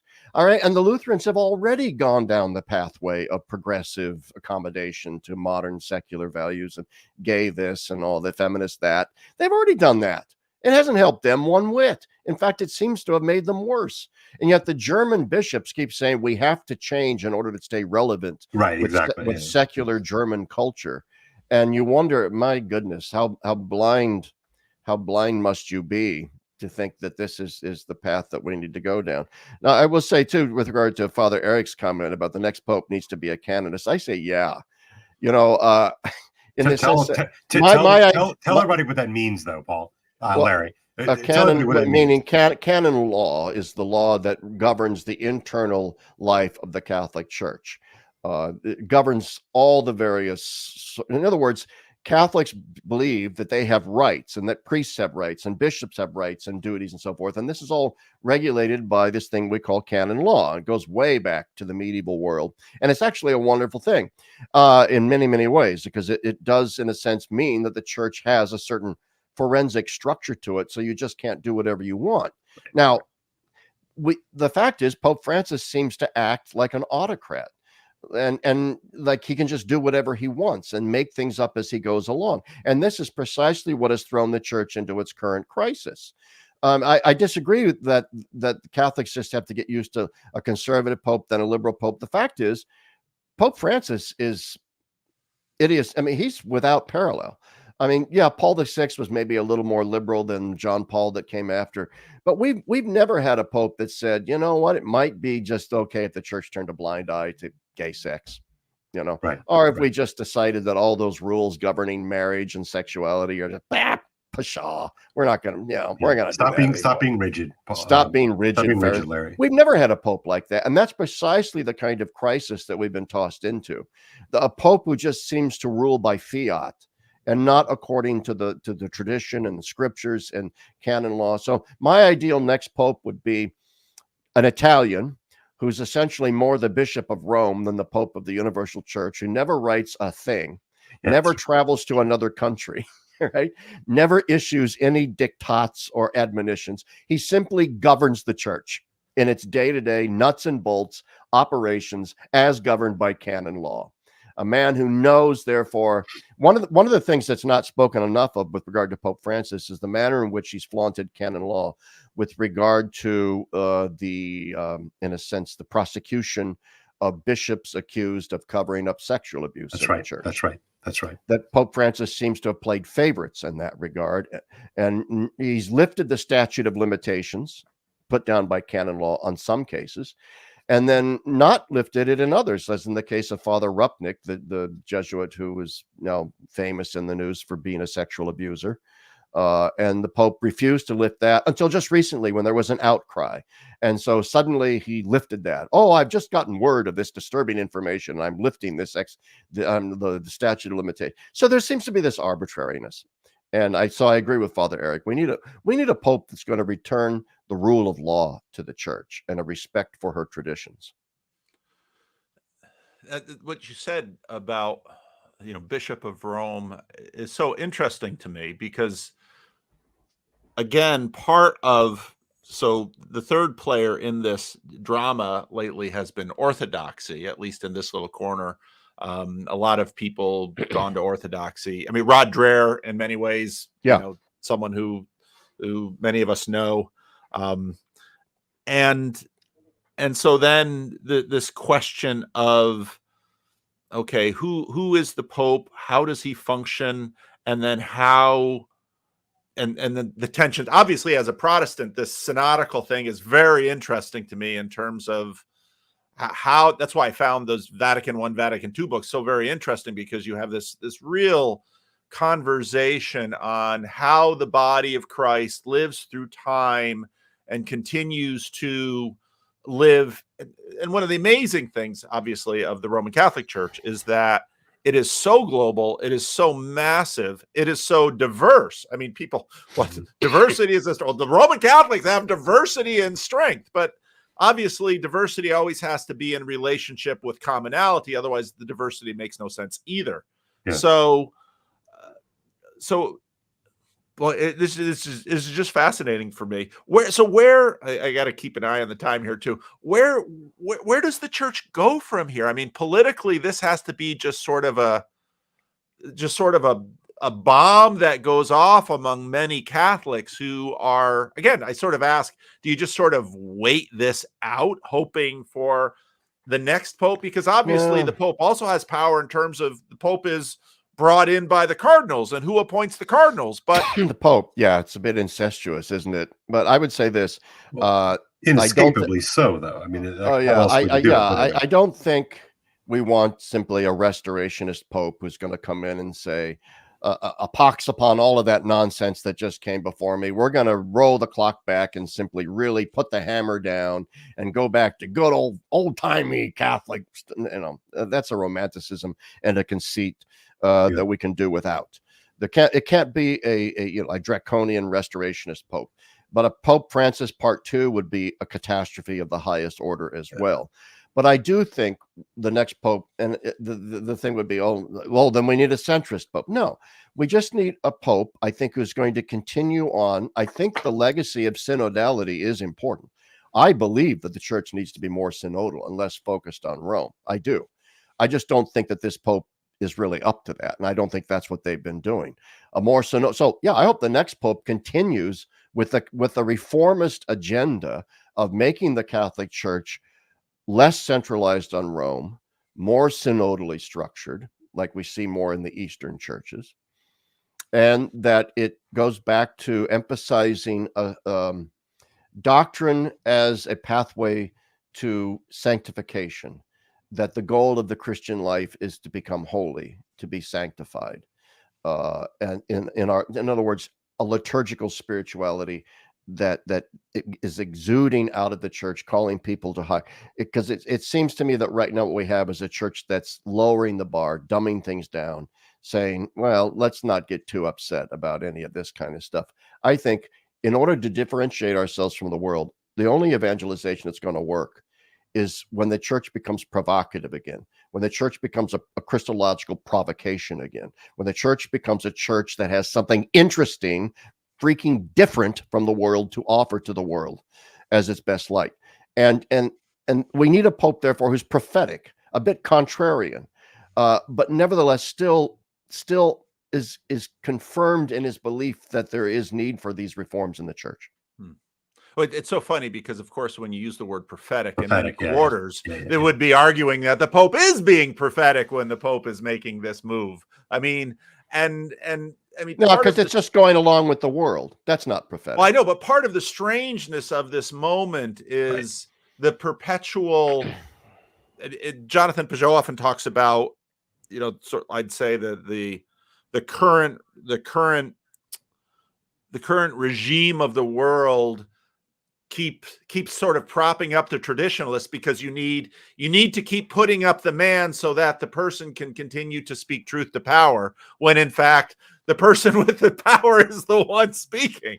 Yeah. So it's just there's so many of these fascinating turns here. I want to highlight a couple of, so if anybody in there has questions, put questions in all caps or do a super chat so I can easily see it. Anthony wrote I think a good, let me find it here. Anthony says, Catholics all over the world continue to fast and feast together. Carry on. It's, that's sort of this other element of kind of a populism that says, down at the grassroots, we will continue to do what we do. The stuff going up at the top is always, over time, this stuff gets sifted out, and the maintenance of the local is what's primary. This is really, really, really important on another level as well. And I love that comment, because so 99% of the world don't even, if you were to ask most Catholics in the world, even Americans, what do you think of the synod and synodality? They go, what in the hell are you talking about? What do you think about fiducia supplicans, the new document from the dean? What the heck are you talking about? They wouldn't know. And so this is a good caveat, but even something else here, which is this: the vast majority of growth in the Catholic Church is now taking place in the global South. Okay. And when I was covering the synod in Rome, I was talking with a Dominican priest from Africa, Nigeria, who said to me, the problem with so many of these discussions at the synod from liberal North American and Europeans is that they reflect the petty bourgeois sexual concerns of the global North. They do not reflect the concerns of Catholics in the global South. And so that comment that just came up about we feast and fast together, it's not specifically aiming at that particular thing, but there is a great truth in that Catholics around the world globally are not really all that concerned with the issues that we are, it seems. Yeah. Well, and so Phlebas, who's another member of the Christian Reformed Church, says the CRC Senate ignored conservative minorities. Do Catholics also ignore conservative non-Western members? And I think that's basically what you just said. Yes, and I would just say that they did apparently try to ignore the global South, but the global South just really fought back pretty hard yesterday. I think Larry would agree with me. I mean, the global South punched back. Yeah, that was a huge punch back. I do not think that the Pope and his courtiers expected that. Well, given that this Pope comes from the global South. Right. Well, right. But yeah, right. Yeah. Sure. So, but as you know, Paul, as someone who operated in Latin America, the class distinctions of Latin America do not hold in Africa. Right. They do not hold in the same way. And so, the fact that Pope Francis comes from the global South, I mean, he's a European though, so he's a European. So I'm just gonna leave it there. Now, I was first going to pass over Father Eric's question, but I do want to maybe contextualize it, Father Eric. I hope I'm not doing injustice to your question, but part of, at least as a I think to a degree, Protestants assume a level of impurity even within their own attempting, reforming, purifying traditions, that when I sort of look at the Catholic Church, this is, I mean, as Protestants that go, you know, who left hundreds of years ago, who still said, well, we're still kind of Catholic, and, you know, we're protesting against stuff in the Catholic Church. How does this play? I mean, again, as a Protestant, this continues to just fascinate me. So what do good Catholics think about problems in, you know, right at the center of their own hierarchy? It just baffles me.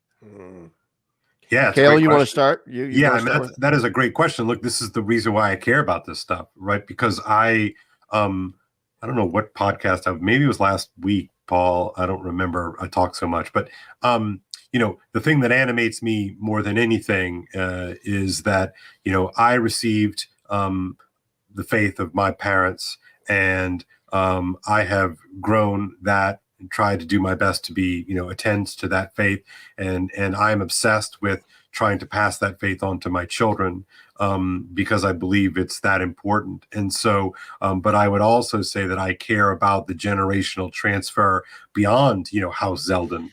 And as a teacher, I am deeply concerned that that we collectively are not doing a good job of passing on a supernatural faith to our children, and therefore, you know, the world that my kids will help build out is, I think, greatly threatened by the flippancy and seeming casualness of the generation who currently sort of hold the reins of responsibility. And I'm struck, is a little bit of a digression, but it's been, this image has been popping in my head the whole time, and I feel like I just need to get it out there. But if you look at sort of old pictures of popes, right, and you know, it strikes our modern sensibilities as like completely ridiculous, right? Completely overdone and overmuch, right? And you've got this on the big throne and everything. Right. But right.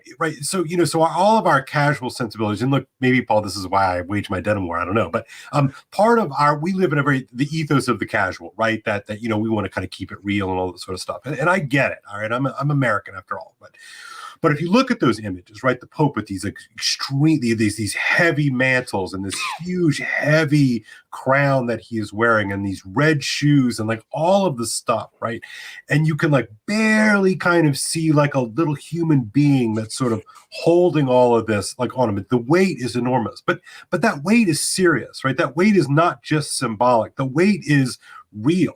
Right, so that the holder of this office, I mean, remember, Catholics hold, you know, that the person sitting on Peter's chair holds the keys to the kingdom.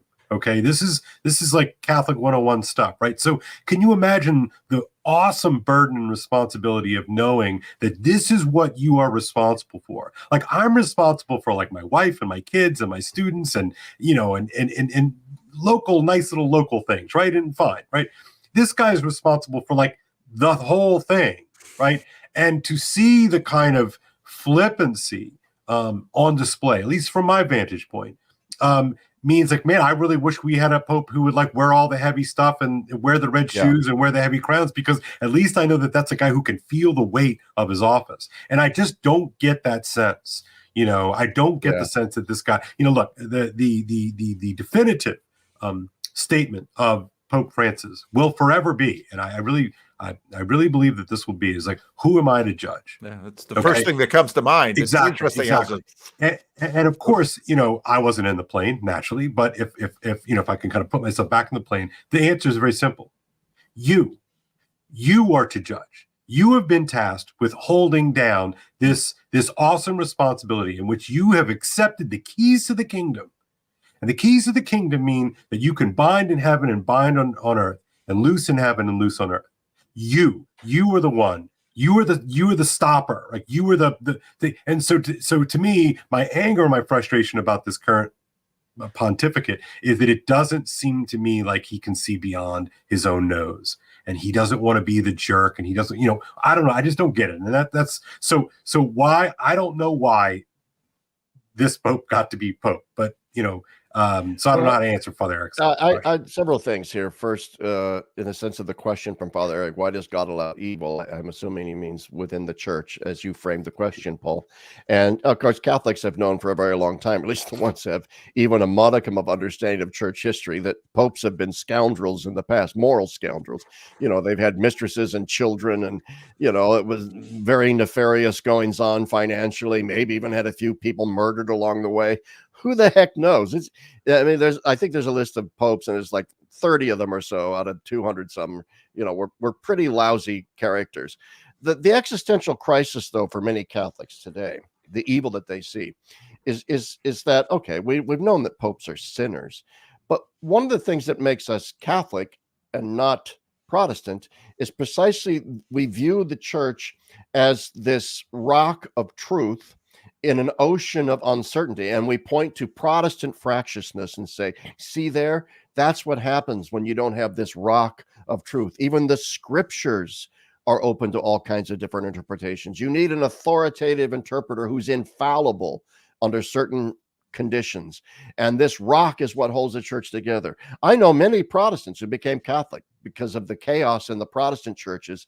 And when John Paul was Pope, it's, yes, he's this beacon of truth to which we can all. So now along comes Pope Francis, and he seems to throw the truth part of that into question. He seems to be overturning certain long-held doctrines of the church, which implies this: the church can make huge mistakes in matters of faith and morals. We've always been taught as Catholics that the church, when teaching definitively, cannot err on a matter of great importance in faith and morals. And yet here we seem to have a papacy that is doing just that. And that's then, like, you look at, various people that we all know who have left the faith, all right, because they couldn't negotiate the rocky shore of a papacy that seems to be teaching error, because it throws the ideology in question right into the toilet. And so one theory that a very conservative Catholic canon lawyer, Edward Penton, he floated this theory that, because he asked the question, why did God allow Pope Francis to become Pope of Jorge Bergoglio to become Pope of the Church? His theory is that in order to in effect create a purgation, to, like, lancing a boil, that this descent from truth, the truth of Christ, had been modernism, whatever you want to call it, had been going on just beneath the surface of the Catholic Church for a century. John Paul and Benedict kind of held it in check, okay, but it was still there. And those of us involved in the Theological Guild knew it was there, was still there. So Ed Penton's theory is that an allowing a pope we're not even going to say the Pope's not a heretic, whatever, but he's re-empowering these people. So Penton's view is that God is simply allowing the cockroaches to come out of the woodwork, all right, so that we can identify them and purge them out of the church eventually, not through a pogrom, not through inquisitions, but in a sense for the bankruptcy of their project to finally be exposed, and for Catholicism to come out of this crisis, it's having itself been chastened, that no longer can we be this old-fashioned triumphalist church with an infallible pope on all things, the sort of oracle on the Tiber, but nor can we simply be like a chameleon with the world. We have to be something uniquely different, and I think Ed Penton says what that different thing is yet to be seen. Wow. That's quite something. I'm gonna keep chewing on. I mean, both of you really powerful speeches. I'm gonna keep chewing on both of your speeches. This has been super helpful for me. Mark, who is from Ireland, what did Kale mean by Methodist envy? Because Mark is actually a Methodist, so that really caught his ears. I should have put a little asterisk next to that little tag. I mean, I'm being somewhat flippant and facetious, and what I mean by this is that those people who I jokingly said had Methodist envy, in other words, they can dream of a church which they can, frankly, not have to have a pope, right? And so therefore you can kind of you have more wiggle room with which to make things happen that you want to have happen. And so it's a little, I was being a little bit flip. So no offense to my Methodist brothers and sisters, but what I mean by that is really to get out of having to deal with a hierarchy. I like Methodist, by the way. I love Wesleyan theology of sanctification, which is far closer, I think, to the Catholic view than many other Protestant iterations. But anyway, that's just me. Having listened to a lot of I don't quite understand this question. Having listened to a lot of debates between Catholics and Protestants, is it correct to say that there's a notable divergence between apologists and academics? Sure. Yeah. Yeah. Of course, right, Larry? Yeah. Oh, yeah. Because academics, you know this world better than me, Larry. No, well, yeah, you find a lot of online, especially, that maybe that's what they're thinking about. You get there's all these professional Catholic apologists out there who have now made a living off of running around giving talks in parishes, engaging in internet debates with and look, but some of it's good. This is not a blanket combination of that sort of thing. I think that's good. Yeah, I shouldn't. Yeah, I think the rise of the apologists is downstream from the fact that the flock is hungry and has not been fed, right? So you can complain about Catholic online commentators and grifters and all that kind of stuff, but really that's because the shepherds have not been feeding the flock. That's right, and the academics have not been paying attention to the flock either. Yeah, I mean, in this regard, I do agree with Pope Francis, who said we have to get theology from behind its desk, right, and out more into the world. Now, desk theology has to be done up front. We all have to sit and study. But too much theology, Catholic, is so abstract and metaphysical and ethereal that it never trickles. I think, just to my own, one of the reasons why my blog kind of took off, that's exactly is because I'm a former academic theologian who then tried to use my undergraduate background to translate this stuff into what people can understand. If I'm dismissive of the apologists, it's only because I think oftentimes, some of them are quite good, Kale's right, but oftentimes they fall into certain, I think, superficial stereotypes about what Protestants are, what Catholics are, what the Orthodox are, and I don't know, gets a little simplistic, I think, at times. McMo asks, aren't the trads and the libs both pointing at the hierarchy saying, see, what does it mean to love your enemy when they become your neighbor? Yeah. It's what's fun. Again, part of what's fun about this corner is part of the goal here is you do actually get to know people. And so you have an idea where they're coming from with questions like this, because no questions are without context. But part of, obviously, this is something that we dealt with. This is something that emerged clearly in the debate in the Christian Reformed Church. Both sides were saying, we need pastoral care with respect to our LGBTQ friends and neighbors. But it was so clear to me that, well, because of obviously their position and their perspective on these, the pastoral care is going to have, they're looking for very different outcomes. And I think that points to what is the eschatology of both of these positions? What is the outcome? And so that's where the propositional layer doesn't go away, because your take on sort of a fundamental idea about this form of relationship is in fact going to shape how you imagine you can best love them. Absolutely. This divide. Let's take the issue of homosexuality is a case in point, and the whole brouhaha over same-sex blessings really has a more antecedent and more fundamental question. What is the best pastoral approach to our homosexual friends, neighbors, brothers, sisters, and so on?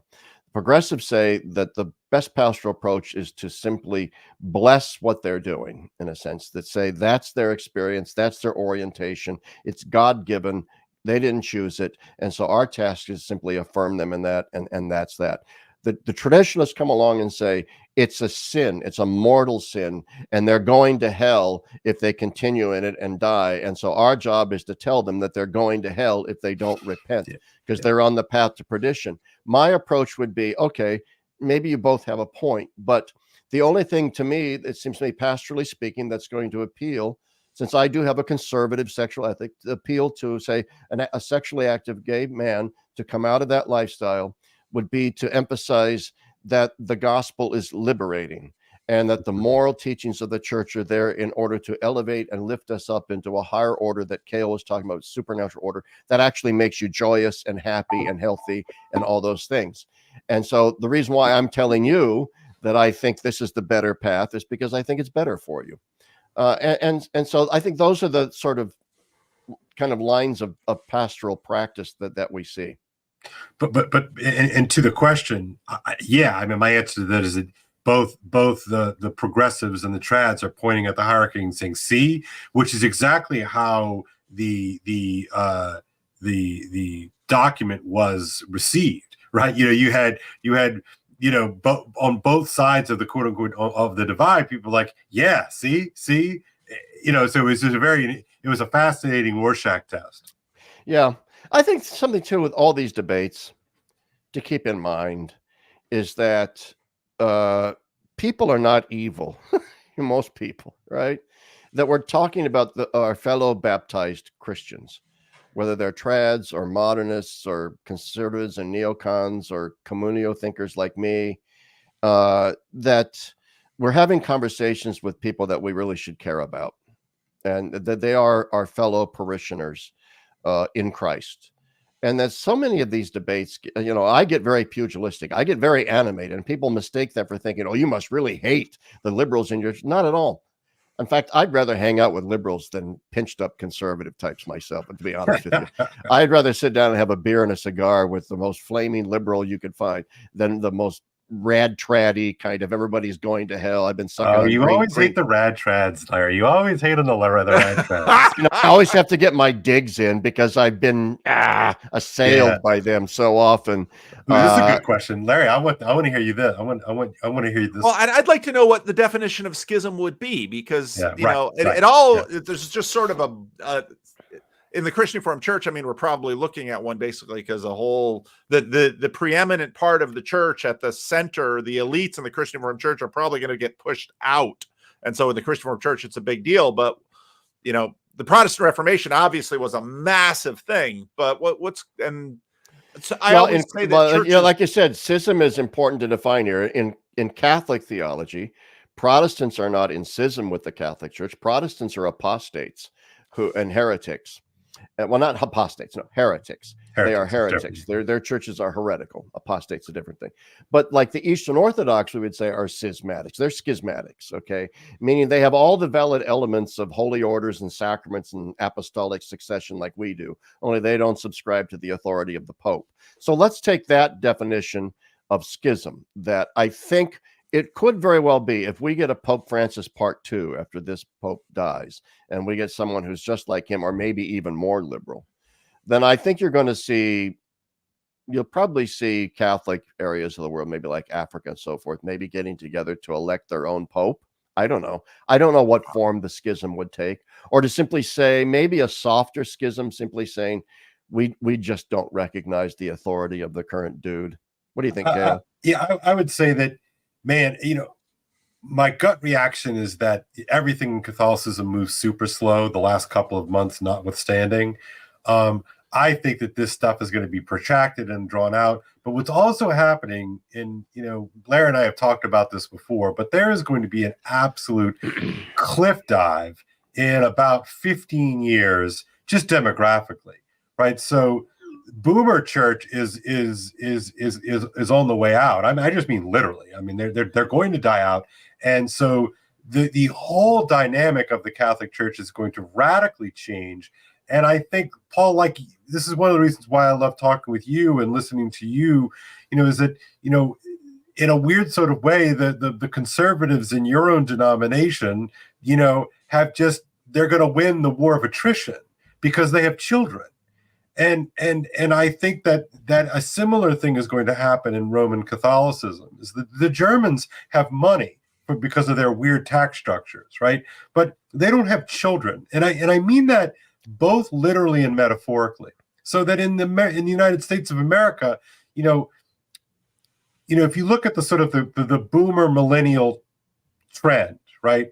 boomers were raised Catholic, and they make all those movies about what it was like to live in that Catholic world, and their kids didn't grow up Catholic, right? And so if they even have kids, right, just by the numbers, which is not many of them, the millennials won't have baptisms, they won't have any of these kinds of things. So so that what would a schism mean today? Like if the issue were forced, like right now, it could be an interesting question. But I think in less than 20 years, it's going to be a big shrug. I think that all of I really do believe that what happened 2 days ago with the releasing of this document sealed the deal that we will not have a Francis II. And yeah, I'm rarely this optimistic. It sealed the deal. We're not going to have a Francis II. I don't know if we're going to have like a hyper reactionary one. I doubt it. I just think the way that the Catholic hierarchy works, they tend to be sort of small c conservative, not ideologically conservative, but just in terms of their mood and their modus operandi. So I don't know. I think we're going to have a kind of a swinging back of the pendulum on some level, and then that person is going to have to deal with the fact that there are no more kids. So this is peak. This is, and you often see that this is going to be their high water mark. This is as high as it gets, and I do think that. I did not think that 5 years ago. I thought 5 years ago I was really in a dark mood. I'm just going to throw one monkey wrench into that. I love your analogy. You know what, Kale? I hope you are right. I really, really. And like I said, I don't know if my scenario of, people in a sense electing their own, probably not. Probably not. There might be a sort of de facto soft schism of people just saying, we're not going to pay attention to this guy. But anyway, the reason why I love your analysis, because when I first started off as a young theologian, say in the early 1990s, and I was going to Catholic theological conferences and ecumenical theological conferences, had Protestants too, and I would just be overwhelmed by how many theologians, 90% of them were all like liberal, progressive, feminist, deconstructionist types, and going, my God, does anybody believe in the evangel, the gospel anymore? Right. What the heck? So it was despairing. And I would have older, wise theologians who were like my age now say to me, don't worry, Larry, don't worry. Your day will come. Liberal Christianity doesn't self-perpetuate. Demographically, this is all going to die out. By the time you're my age, your generation will be in charge of things. And this, you know what? And that day never came. And every single time I kept expecting for there to be a sea change in the theological guild and in the leadership cowardice of the Catholic Church. And that's what it's cowardice. All right. I was just devastated at every turn. And then the priest-sex scandal hit the fan in 2001. And you saw the depth of the cowardice of the Catholic hierarchy and their complicity in moral evil of the highest order. And you begin to really despair. So I'm sorry, Kale, I hope you're right, but I'm really cynical because these old coots have a way of clinging to power like grim death because they know it's all they have is power. That's right. It's all they have. Well, Why is it therefore? Well, you got a pope from the global south who talks all the time about going to the peripheries. But when it came time to run the synod and synodality, he put an old liberal guy from Luxembourg in charge of it, whose own church, Cardinal Hollerich, whose own church in Luxembourg is in a free-falling dive into nothingness, into total nihilistic oblivion because of its liberal policies. And yet the Pope chose him, a guy who publicly said, I think the church is full of it on homosexuality. That's right. We need to change all of that stuff. That's the guy the Pope put in charge. And that's what I'm talking about. These guys clinging to power because it's the only thing they have. And so I'm not disagreeing with you. I'm just saying, I don't know how long it's going to take. All right. Well, I guess what I was saying, my optimism is not that it's going to be some sort of new springtime, to use the popular lingo. I don't believe that. I believe that the devastation is going to be so massive and widespread that there are just going to be few of us losers hanging around who actually still believe this stuff. Right. And so it's not I'm not offering you a triumphal vision. I'm offering a vision of survival. And I agree with you. Therefore, I don't think we're going to have schism. What I think is what we're going to have is a kind of a parallel churches going on, a kind of underground church of people who view themselves as kind of authentic. I don't want to use the word remnant. That has so many negative connotations. Yeah, it's a crude. Crude and it's self-righteous. But there'll be people like you and I, more traditional-minded Catholics, who are just going to try and fly under the radar and preserve some semblance of traditional Catholicism, even if the edifice is kind of crumbling all around us. Yeah. All right. Well, before I open the Seagate here and let the chaos monsters in, Larry, you are welcome to stay. I often do a little bit of an after show here where I bring people in. I'll stay. Yeah. All right. Well, let's go ahead. Go ahead. I may have to bow out because I have a date with my children. So go ahead. Okay. So I'm going to bring in Julian, who is an old school corner guy here. One of the first conversations I ever had. And, he lets himself in. So whatever damage you do to your career, Father, it's on you. My. All right. Too good. Julian, let's have you have the first word. Julian lives in the Hutterite community in southern Alberta, and one of the sharpest guys. He was a young guy when he first showed up here, and now he's a seasoned dude. So Julian, your thoughts? I don't know. Yeah, it's actually southwestern Manitoba, not Alberta. Oh, okay. I'm sorry. I didn't want to misstate you or misprovince you. It's a bit of a different Hutterite world in Alberta than in Manitoba. Yeah, I don't know. I've been following this way too closely, so I have all sorts of thoughts. I mean, I think I can understand some of the reactions of this being kind of really confusing, and I'm not sure how sustainable the distinction is between liturgical and non-liturgical blessings. But I'm hearing an echo. From my understanding of Francis's pontificate and what he's trying to do, I can just see this as a really pastoral move, as a way of kind of saying you can't kind of lead with condemnation, and especially in a Western context, how can you kind of encounter people who can't imagine? I mean, I meet people who it's unimaginable for them to think of homosexuality as anything other than just a normal way a person expresses themselves. And so I think in conservative bubbles, it's like, well, the moral teaching is clear.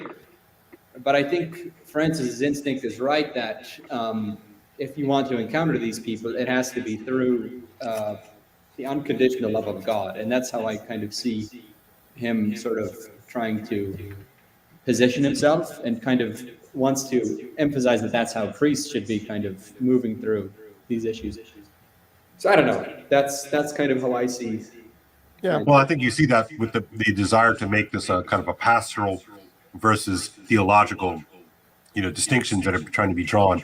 I ultimately don't think that those distinctions are real. Yeah. And I would say that there are various levels of gradation between between condemnation. I know very few people in the academic guild in which I move, or the Catholic circles in which I move, who are simply going to say, "Oh, we're going to condemn the homosexuals. We want nothing to do with them." I've got loads of gay family members and friends, and we've had them in our church and so on. It's no big deal. But there is a little echo going on. It's throwing me off. I'm trying to figure out who's got the echo. But anyway, is it you, Nate? Surely it's not I, Lord. Yeah.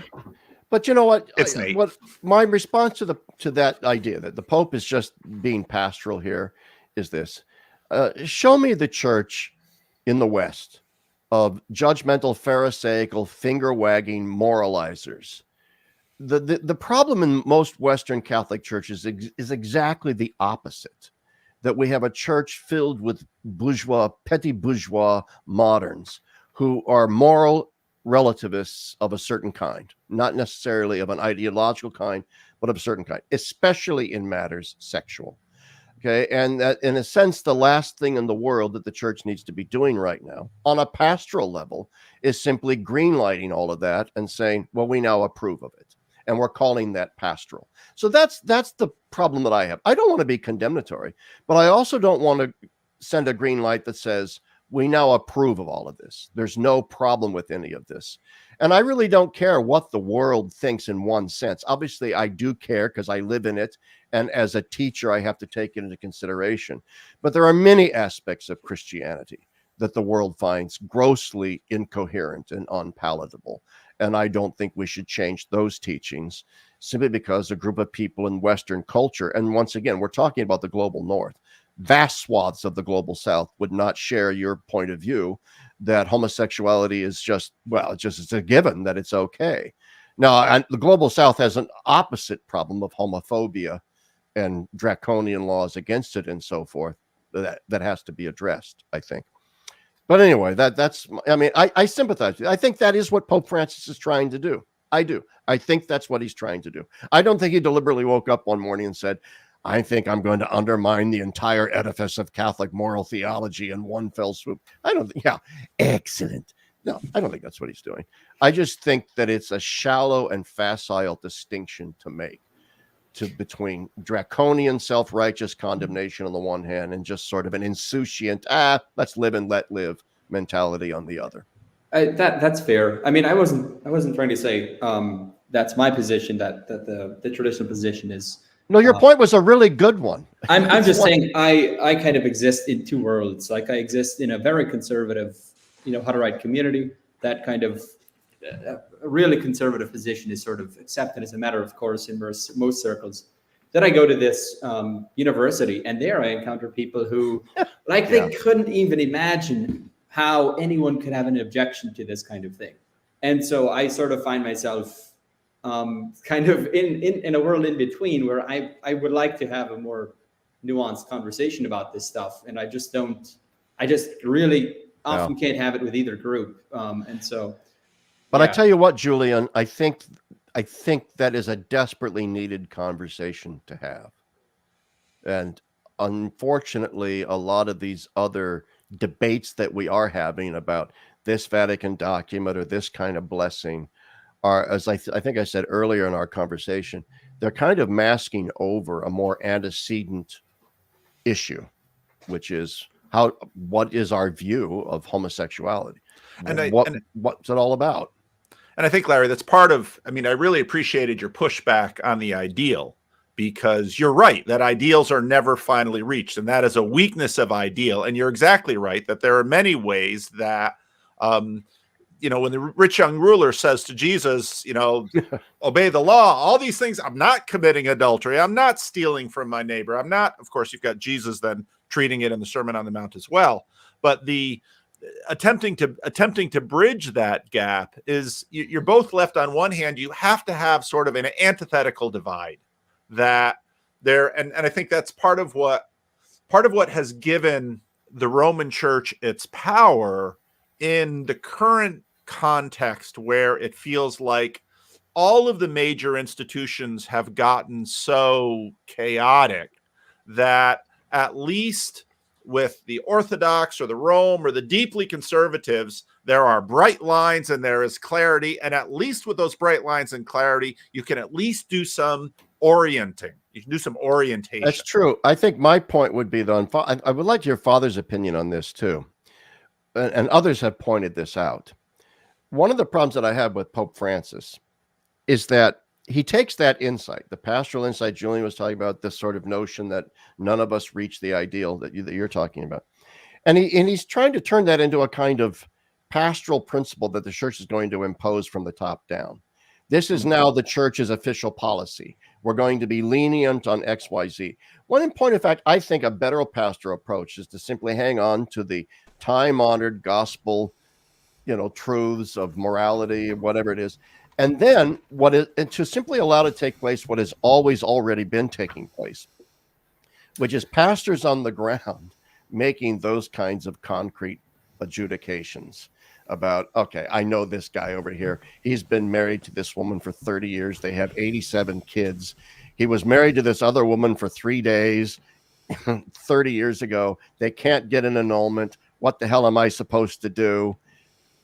You know, then the priest comes forward and says, you know, hey, Jerry, go ahead and come up for communion. I think it's okay. This has been going on from time immemorial, but now it's being sort of turned into a principle. And that's then unsettling people and making it say, well, what's going on? Can anybody just now go to communion? Anyway, go ahead. Yeah, there's an old adage in Roman law that hard cases make for bad law. And, you know, as a canon lawyer in training, I'd like to hold that up. There's also something that I cannot wrap my head around, but seems to be very consistent, is the difference between the approach to negative moral norms in kind of Anglophone Catholicism and Spanish-speaking Catholicism, right? Yep. Yeah. Because, so what's a negative moral norm? That's a thou shalt not. Right. And like the way I was trained in seminary and the way I've always thought is thou shalt not is always possible. You always have the option to not commit adultery. You always have the option to not steal because that's a matter of not doing something. Those are good options. Those are good options. That's right. And it appears right now all of us are doing that. So you can always have the default netting, you know, and then going to on the other side of these.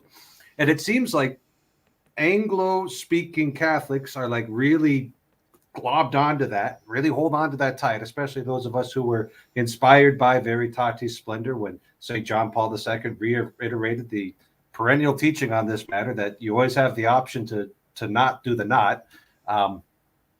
And somehow it just seems different in Spanish-speaking Catholicism, and I don't understand it at all. Like they're not as worried about it, or they handle it differently, or they don't think about I just it that remember way. I lived in the Dominican Republic for a year learning Spanish. And I remember I was sitting outside of a church in Santiago, and, you know, all the doors are open, these big arches. There's no screen, no doors. And as I was a seminarian, I was going to go to Mass. And all the women and children were inside the church going to Mass. All the men were outside on the steps of the church smoking cigarettes and playing dominoes and drinking beer. And I struck up a conversation with these guys. And I said, you know, don't you guys go to Mass? And they said, well, we are going. We are. Yes. This is us at Mass. Right. And plus there was a corporate sense of family. My wife and my kids are in at Mass kind of as proxies for me. And I'm out here having a cigarette and playing dominoes, and I'm close enough to the action that this counts. So but as an Anglophone thinker, I'm thinking, but isn't that a mortal sin that you're missing Mass on a Sunday? And that was the American coming. So you're right. You're absolutely right.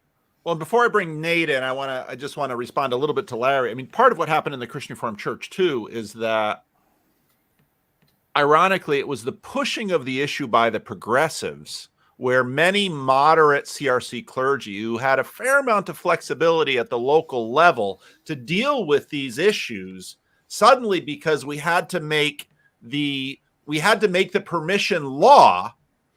Yeah. Then suddenly the conservative pushback then said, no, we have to make sure we close the door tight. And so many of us moderates on the ground that, of course, have been dealing with many of these issues, our entire ministry are like, well, you know, you've really handcuffed me and actually done a disservice to many of the people who are struggling with many of these issues locally, right, trying to find their way through life. Now I actually have less flexibility on the ground than I had before. And so I remember the progressives winding up to go to battle. And I thought, I know I know the numbers in the church, you progressives are going to get slaughtered. And now suddenly as a moderate, I have less tools. And so it's to bring back Julian's point. This part of what happens in this is the polarization, which actually makes working through processing, helping individuals find their way through, you know, a very messy situation, even more difficult for the church. So it does make it more difficult. And you said something interesting. You know, it's obviously, with regard to, say, homosexuality, it's a deeply and profoundly pastoral issue, but there are also ideological and theological components at play here. So that one of the reasons why, all of these more lenient ideas, pastorally speaking, are sought by the progressives to be turned into the very law of the church, is because they view it as a matter of justice. That unless we make this into a rule, there is an injustice that is taking place. Right. And therefore, there is a theological and an ideological component to this here. All right. And so it's not entirely wrong to simply be saying, no, wait a minute, what is the church thinking theologically about all this? But then down on the pastoral level, why that then becomes problematic, where it's simply said, allowing gay relationships just to take place is God's will, and we're going to say so, and it's now part of the justice. I have been involved in counseling gay students when I was teaching undergraduates. Thousands. We had I don't mean to cliche, but our biggest major was theater. So we had lots and lots and lots of gay guys on campus, right? And so they were having my theology classes, and they'd be in my office, and they'd sense some dude that maybe would be willing to listen to them. And what was interesting to me is, of course, like 75% of them were like sexually active and so on, and just kind of were struggling with the church's teaching. Fine, got it. And so we'd chat about that.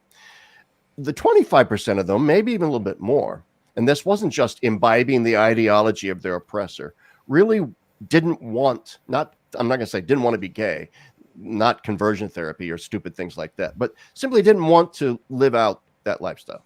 They wanted to live, according to the traditional Christian norms, and they were serious about it. These were not super ego, guilt-induced sort of self-loathing types, just people who really wanted to be called to a higher level of sanctification. In talking with those people, now, whenever they would go into a church where it was simply, hey, you can do whatever you want, they felt thrown under the bus. Yeah. They felt betrayed by the institutional church. Yep. For, in a sense, saying, because they're already getting it from their gay friends.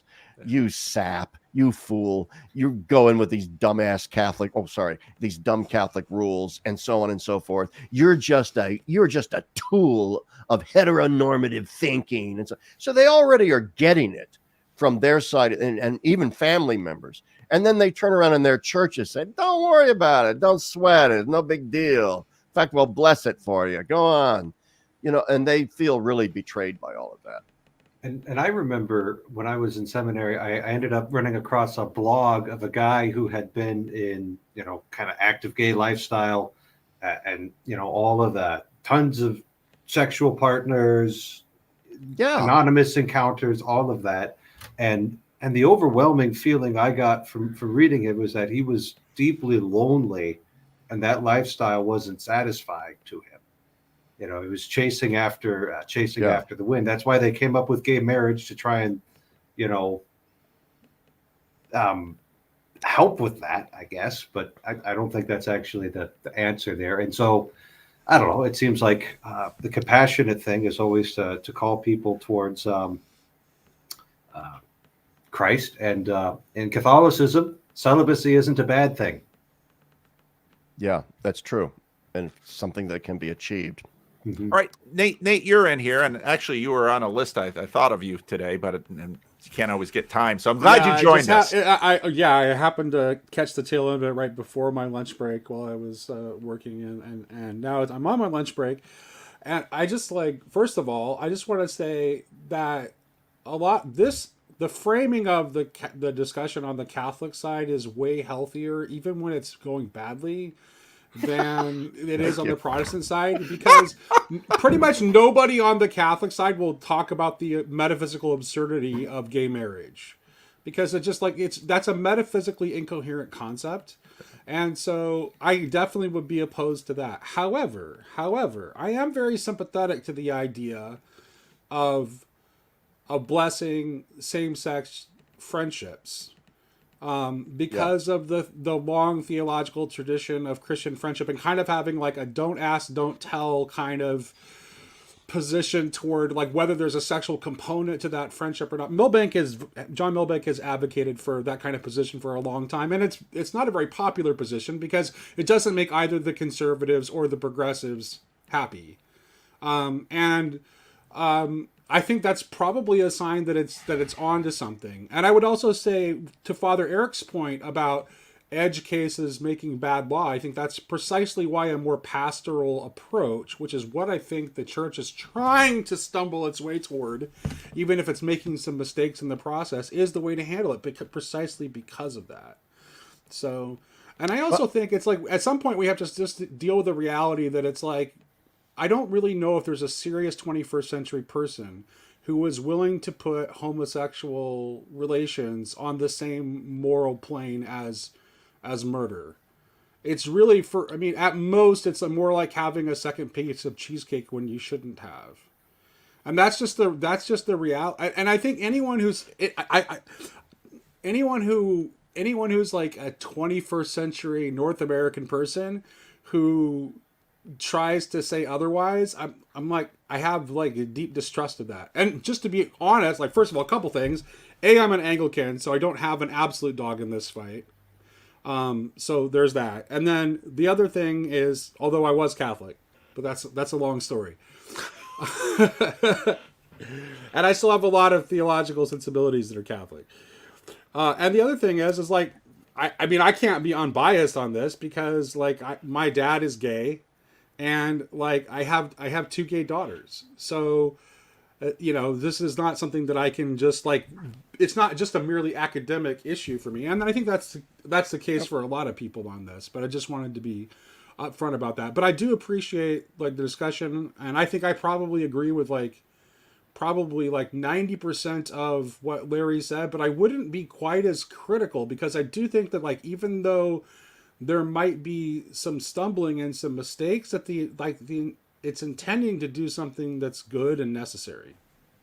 I don't think it's intended to do what is good and necessary. And that's the difference, because I do live within the Catholic Church, and I don't trust the people that are pushing this, because I don't think that their concerns are necessarily as pastorally wonderful as yours. But anyway, all that by the side, I would like to say, there's a Catholic, her name is Dawn Eden Goldstein, who's a lesbian woman who lives a chaste sort of life and all that, Catholic, who's long been an advocate for, that whole tradition of holy friendships and so on. And she's now a big time fan of this new document. I just saw something she wrote the other day along the same lines you're talking about here, that I love Milbank. He's a great theologian, and that maybe there is something that, and I've long said too, that I'm open and totally sympathetic with the idea of two gay men that want to live with each other just out of companionship. I mean, loneliness is a horrible thing. It is a terrible, crushing, mind-numbing, soul-crushing thing.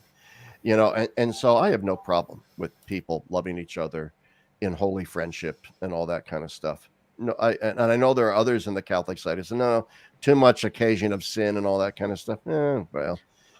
Maybe that's where my own insouciance might come in a bit, because I think the desire to overcome loneliness is in fact a way to perhaps pursue a chaste lifestyle even better. It's hard to be chaste when you're super lonely and depressed and all those kinds of things. So I'm not opposed to the notion of a church that is more congenial to those kinds of things and maybe offering up a blessing.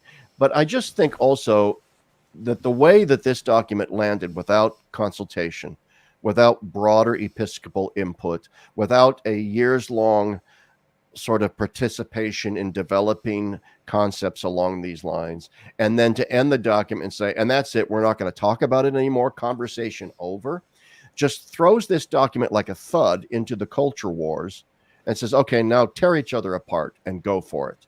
And I think it, given our cultural atmosphere, Catholic progressives are immediately spinning this as, okay, we're going to bless the gay marriages now. It's like, oh, well, okay, fine, whatever. Anyway, Julian, you were going to say something. I read one take that was saying the bit on the end about there'll be no further word on this was a kind of nod to the German kind of portion of the church, and was saying, you guys want to go further with blessings? Well, this is how far we're going to go. And notice also how it's kind of reaffirmed the traditional teaching throughout the document. So this is kind of saying this is actually directed towards the German church. But Julia, I agree with. I think a lot of people pointed this out. This might be the Vatican trying to get ahead of the Germans or whatnot, with something more compassionate than what the church has done before, but not quite as, full scale gay marriage as the Germans are doing. That's all well and true. I think you're right, but you don't get to play like that anymore. The fact is, we have to talk about this. You just can't throw this document out there and say, okay, that's it, we're done talking, because the document is ambiguous in spots. It's internally contradictory in spots. We're blessing couples but not relationships, and we're blessing this part of the relationship but not that other part of the relationship, and it's a blessing, and we understand it comes from a priest, but it's not really a blessing like Princess Bride. It's mostly dead, not dead. It's like mostly a blessing, not really a blessing. I mean, come on, we need to talk about this more. Well, and part of what I've been at in the Christian Reformed Church for a very long time before the YouTube and everything is that part of what we're struggling with is how something like the Christian Reformed Church or the Roman Catholic Church can actually process these conversations in a healthy way. And so part of, Larry, what I appreciated you brought in was, of course, I didn't have the perspective of canon law and how synods and the papacy, how those things function together.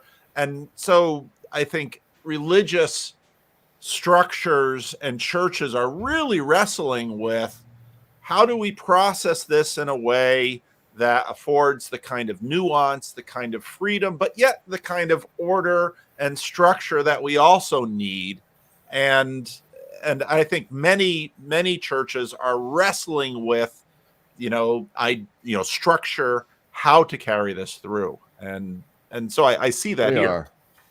And we have to have a deeper conversation about Christian anthropology. What does it mean to be a human being?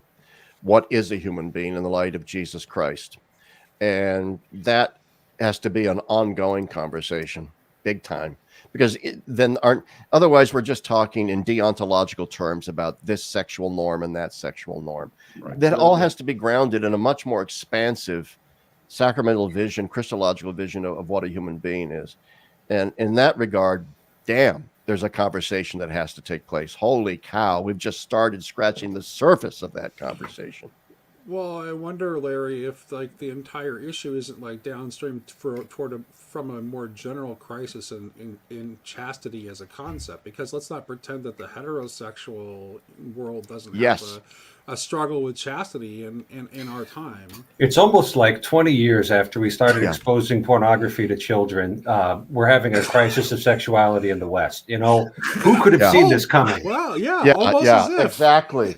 Oh my God, yes. I think somebody, I can't remember who it was, said that, most married people in the West have no right to be finger wagging towards gays or whatever, given the fact that for the past 60, 70 years, we've just given a wink and a nod to divorce culture, cohabitation culture. Let's have sex in the backseat of my car. Well, in high school culture, the heterosexuals have no corner on chastity. Well, and we have ads with hypersexualized 70-year-olds, and we think that's normal. Or hypersexualized 14-year-olds, right? And think that's normal, and just put that out there. Crazy. Yeah, no, I agree with you, Nate, 100%. And I'm very traditional in terms of sexual morality and stuff. I believe in Thomistic virtue ethics and Thomistic natural law theory and all that as the sort of basing point upon which moral theology has to build. But the Second Vatican Council called for also a reform in that kind of moral theology to take into greater consideration certain phenomenological categories, subjective categories, and so forth, motivations. Go ahead, Father. Father Survey Pincair's delivered. Exactly. Yeah. Survey Pincair's has written a series of wonderful books that have reformed moral theology along those lines. In terms of virtue ethics and so on, that I think are really wonderful. But anyway, I do have to. But go ahead. Yeah, I wonder if traditionalists or conservatives in the conversation would acknowledge that we often emphasize that the church has had a consistent moral teaching for 2,000 years or whatever. But the fact is, when it comes to how we treat homosexuality, how we think about homosexuality, our thinking has changed, and I think in ways that we have to acknowledge are better. And so you sometimes hear people saying, yeah, I think you mentioned this earlier, Larry, of how people like to say, well, in the African context, this is just not an issue in terms of accepting homosexuality, but they have other issues. And so I wonder, polygamy. yeah, well, I was thinking more in terms of homophobia, but Well, I that wonder, too. Yeah. I mean, how does something like thinking of sexual orientation change the conversation? Or how does thinking of homosexuality as something that shouldn't be criminalized, or the possibility of civil unions, or that kind of thing? I wonder how all of that fits into the conversation as well. I think it's all part of the conversation. You know, sexual orientation. To me, that's, I don't know, we could talk at length about this. I know people that are involved in the psychology of human sexuality. One of my best friends in the world is a psychologist who deals with this kind of stuff. And he's really secular, very agnostic. But he bristles at the idea that sexual orientation is this essentialized thing, reified thing that becomes ensconced in a human being. And he's not in favor of conversion theory. He's not saying that. What he's saying that's what is the queer movement is saying as well. Yeah, it's saying that there is just so much fluidity within certain boundaries. There's all this fluidity that takes place, and so we have to sort of avoid these reifications. But all that is part of the conversation. Simply the psychology of human affectations, human subjective sexual orientations, and so on. That's all got to be part of the conversation. But also, the church's traditional moral teaching has to be part of the conversation. In my experience, more often than not, it's precluded from the conversation from the get-go, from the opening bell. Nope, you're just out of bounds. You're not allowed into the conversation because you don't play by our ground rules. And I think that's the problem. I can maybe understand where that's coming from, because maybe of a certain history of hurt. But still, you know, I often feel disenfranchised in conversations because, well, you don't immediately acknowledge the full justice owed to this community. Like, well, and my point of view is that this is no time for caution, that in the West, all of the worldly principalities and powers are pushing this as hard as they can. And actually, it's going to hurt people, and we need to be bold in proclaiming the goodness of God's plans for marriage and sexuality and all that, at the same time helping people bear their crosses. And speaking of that, I've got to go help somebody bear their cross. That's what that phone call was about. So, okay. Well, thank you, Father. Yeah, thank you, Father. Thanks for having me on. I have to go soon too, but I want to end with this, which is, this is a very complex, very, very complex conversation in so many levels. My best friend in the world, I grew up with in my neighborhood of Lincoln, Nebraska, is a gay guy. He lives in Brooklyn now. I'm not going to mention his name in case he happens to listen to this. But I've known him now for 60 years. And I remember I was in Rome. I was there study abroad with my students, and he tagged along. He lived in my apartment for 3 weeks, a free apartment in Rome for 3 weeks. He loved it. So by the way, no one can accuse me of being a homophobe. I had a gay man living in my apartment with me for 3 weeks. All right. So anyway, we got into these great conversations. And at one point in the conversation, he said something, and he's an actively gay guy, atheist, you know, the whole secular thing. And he said to me, because I was talking about, you know, maybe I could learn some things from you about the evolution of Christian ideas and so forth on this. And he goes, here's what I want you to know. And this shocked me. He goes, I don't want the Catholic Church to change at all. I want it to be compassionate and all that, but I don't want it to change its teaching. Because he says, I'll tell you why. Because it's important to me, even as an actively gay atheist man who has no moral values. And I mean, he's got moral value. He meant no sort of dogmatic sexual strictures. He says, I'm glad that your baseline is there. I'm glad that it's there. And I don't want it to go away because I think that it's important. And that just blew me. What that showed me was just how enormously complex human beings are, and therefore how enormously complex motives are and ideologies are, and the conversation is. It's enormously complex. you've pointed to conversation before, and I really think that's important because we're really like there's the level of conversation. There's not a lot of conversation that happens. There's a lot of shouting, ideological points back and forth across culture war divides that happens, but there isn't a lot of serious conversation. And your point about the divide between the West and the global South on this is super important too, because one of the things that's underlying this is like a deeper conflict between modernity and tradition, and we have to sort that out at some point, because especially as modernity is collapsing, if we just immediately figure, if our answer is, oh, then tradition must have had it all right, and we go back and we just embrace tradition fully with everything that comes along with it, we'll forget that the Reformation happened for a reason.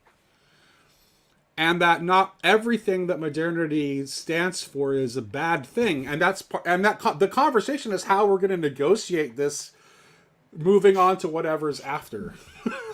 That's true. I don't know if you were. I come from a world that's closer to medieval Catholicism than anyone else in this conversation, and I can affirm tradition doesn't get everything right, even though it's beautiful in some ways. Yeah.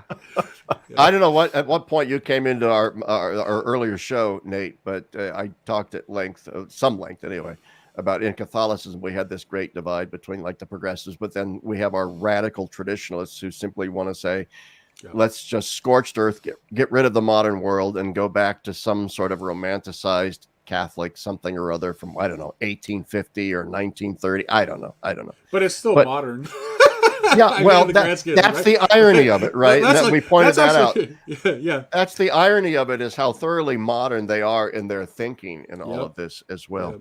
But I tell you what, guys, I have to run. There's somebody in the car, but I'm running up against a hard break here myself. I've got some things I got to go do. Well, thank you, Larry. I really appreciate you coming on. And it was great to meet you. Oh, my God. What a great group of guys. I really enjoyed this conversation. Thank you very much. All right. Take care, Larry.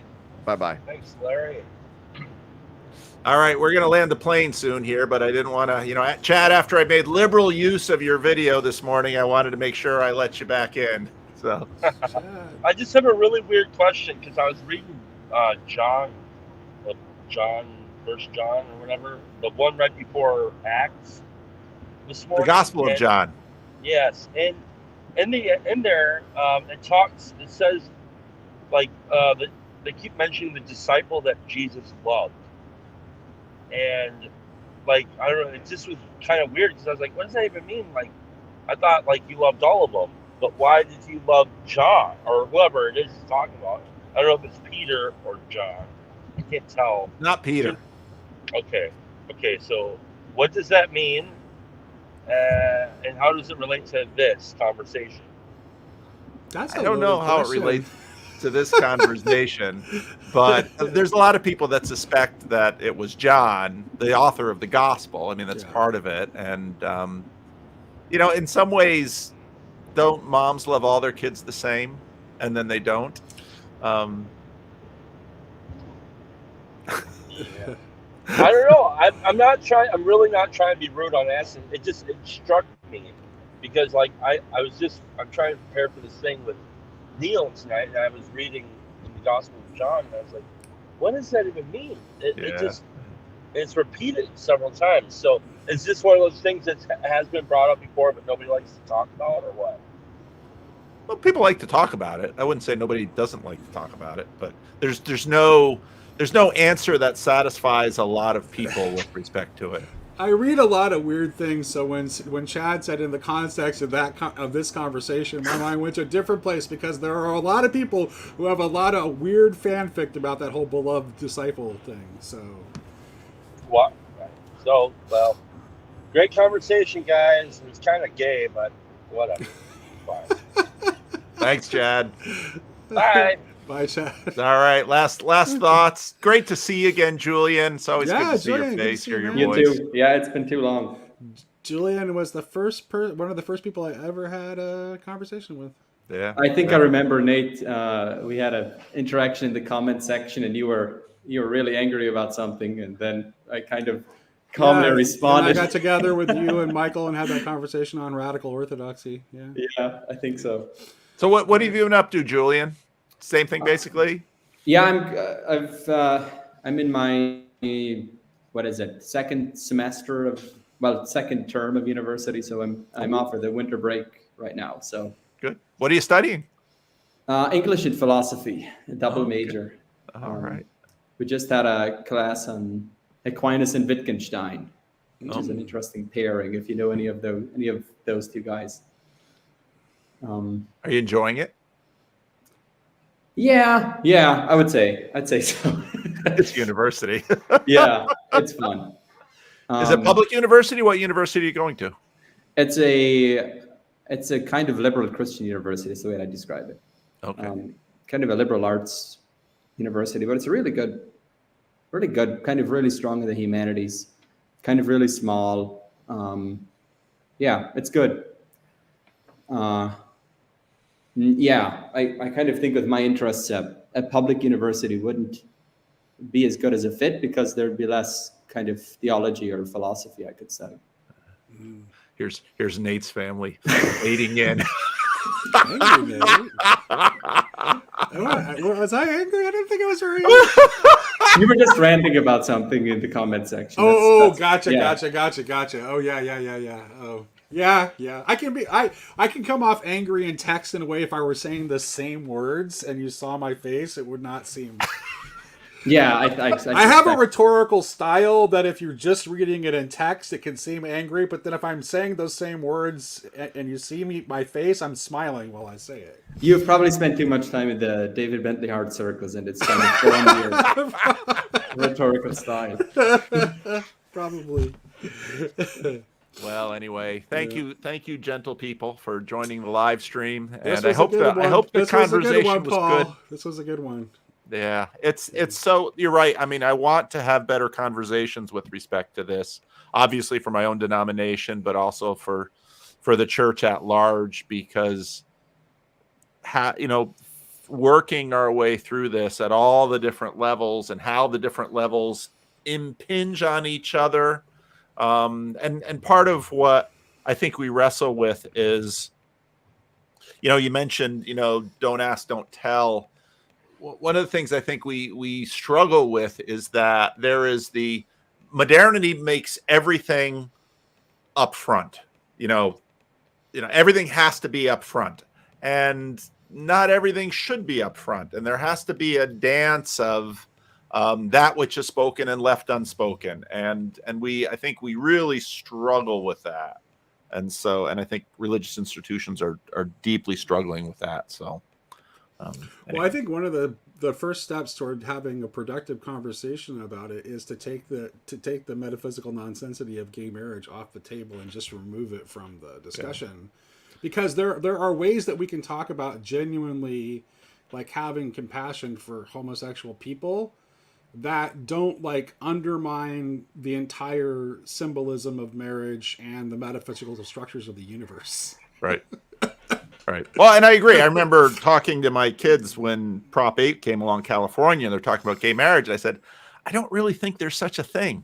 It's like nobody in the ancient world would have that. There were plenty of gay relationships. Nobody would have connected that with marriage. Now, there's obviously a reason why that was put together, and I can understand that. But it does. I think you're right, Nate, that it doesn't. And I'm not denying the existence of committed and loving gay relationships. That's not what I'm doing at all. I'm just saying whatever it is, it's not a marriage. But we can now let's start the conversation. Hey, it's not a marriage. Let's acknowledge that. Now we can start talking about the issue. Yeah. So go ahead, Joe. And you want to say something? Yeah, I have lots of things to say, but I don't know if I can say them. I mean, I was thinking of Larry's comment about his friend who kind of appreciates the church as having, the way I was hearing him, as having a kind of stabilizing force. And I have to admit that makes me uncomfortable. I mean, I can see how the church comes to play this sort of stabilizing role, but for me, that exists in a kind of tension with what Christianity is supposed to be. And so I find myself in this more liberal place, and it's uncomfortable. I find it deeply uncomfortable to be the kind of conservative in the room, and I find it uncomfortable to. I'm being vulnerable here to kind of be responsible, I guess would be the way to say it. That's a lot like my experience entering into Evergreen as a freshman. Where I've been a progressive my whole life, and all of a sudden I was the conservative in the room. Oh, I see. Oh, in Evergreen, right? That's been my story in the Christian Reformed Church. Suddenly I'm a conservative. It's like, how did I be? I remember the first guy, he was Mr. Reagan, the guy who became Mr. Reagan before his video. I doing this talk with him, and he's like, something about, he called me a conservative. I was like, I'm not a conservative, but you're making videos about Jordan Peterson. Does that make me conservative? Here we are. Yeah. So and so I don't know how to feel about this idea of the church as a sort of stabilizing force, because it feels like that kind of creates a tension where, on the one hand, you have to be sort of propping up these. I mean, when it comes to this conversation, on the one hand, you have to sort of constantly be sort of propping up these institutions, but on the other hand, you have this kind of radical freedom to love people who are different from you. And I'm not talking about homosexuality. I'm talking about the Christian freedom to just encounter and love people wherever they're from. And I feel a tension between the mode that says we need to sort of uphold these traditions because they're under threat, and this other, what to me is the more Christian mode of you're sort of free to encounter and to love others. That's kind of the sense. I don't know. Does that make sense to anyone else? But that's just to me. Like you're gesturing toward the sense of tradition that David Bentley Hart points toward in Tradition and Apocalypse, right? Where tradition is informed by its final cause, and you want stability, but you don't want stagnation. So that's the trick. And if your view of tradition is only backward looking about what has come before, you run the risk of stagnation, and you miss movement toward the final cause that is actually the more critical way of understanding what a tradition is, because it only is what it is when it's become what it is to be. Mm-hmm. And what you pointed out too, I mean, it's so interesting to me, and I love the way you said it, Nate. I mean, there's a lot of people in our realms who are like, oh, if the Protestant Reformation had only never happened. It's like, no, sorry, that Reformation was happening all over the place. That was a big breakage. That's sort of like the San Francisco earthquake, but there are lots of other earthquakes going on within and outside the Catholic institution. But these questions that you pointed to, Julian, in terms of Larry's friend saying, yeah, I want this to stay the same over here, but you're saying that as someone who is not living within it. And he's probably saying that as someone who appreciates having this stable tradition in order to push against, like that he enjoys that. He likes being in the, I'm in the critical. I like that you guys are sort of doing your own thing over here because I like pushing against it. And the reason I was asking about a blessing was because, of course, one of the big differences, I'm a Christian Reformed minister. I'm not a priest. And in the conversations about women in church office and these I keep pointing to the fact that I am not a priest, because a priest is a different thing than what I am. We have the priesthood of all believers. And so when it comes to this blessing question, it's, and again, I don't have any, here's the solution. I'm not handing out solutions to people. I'm just saying, just pay attention to these other pieces that are around there, because they are impacting all of this that we're talking about. And to at least know a few of the other things in this dark room maybe means you won't bump your toe or at least bash somebody else's head into a piece of furniture. So stop the live stream, pounds on that door. What's the matter, Job? Are we keeping you up? We're talking too loud. Oh, okay. We should stop the live stream. But thank you all. It was so good to see you, Julian. Good to see you again, Julian. Good to see you as always, Paul. It would be lovely to see more of you guys, but I'm always busy with something else these days. But yeah. All right. Take care, y'all. All right. See you. Bye-bye.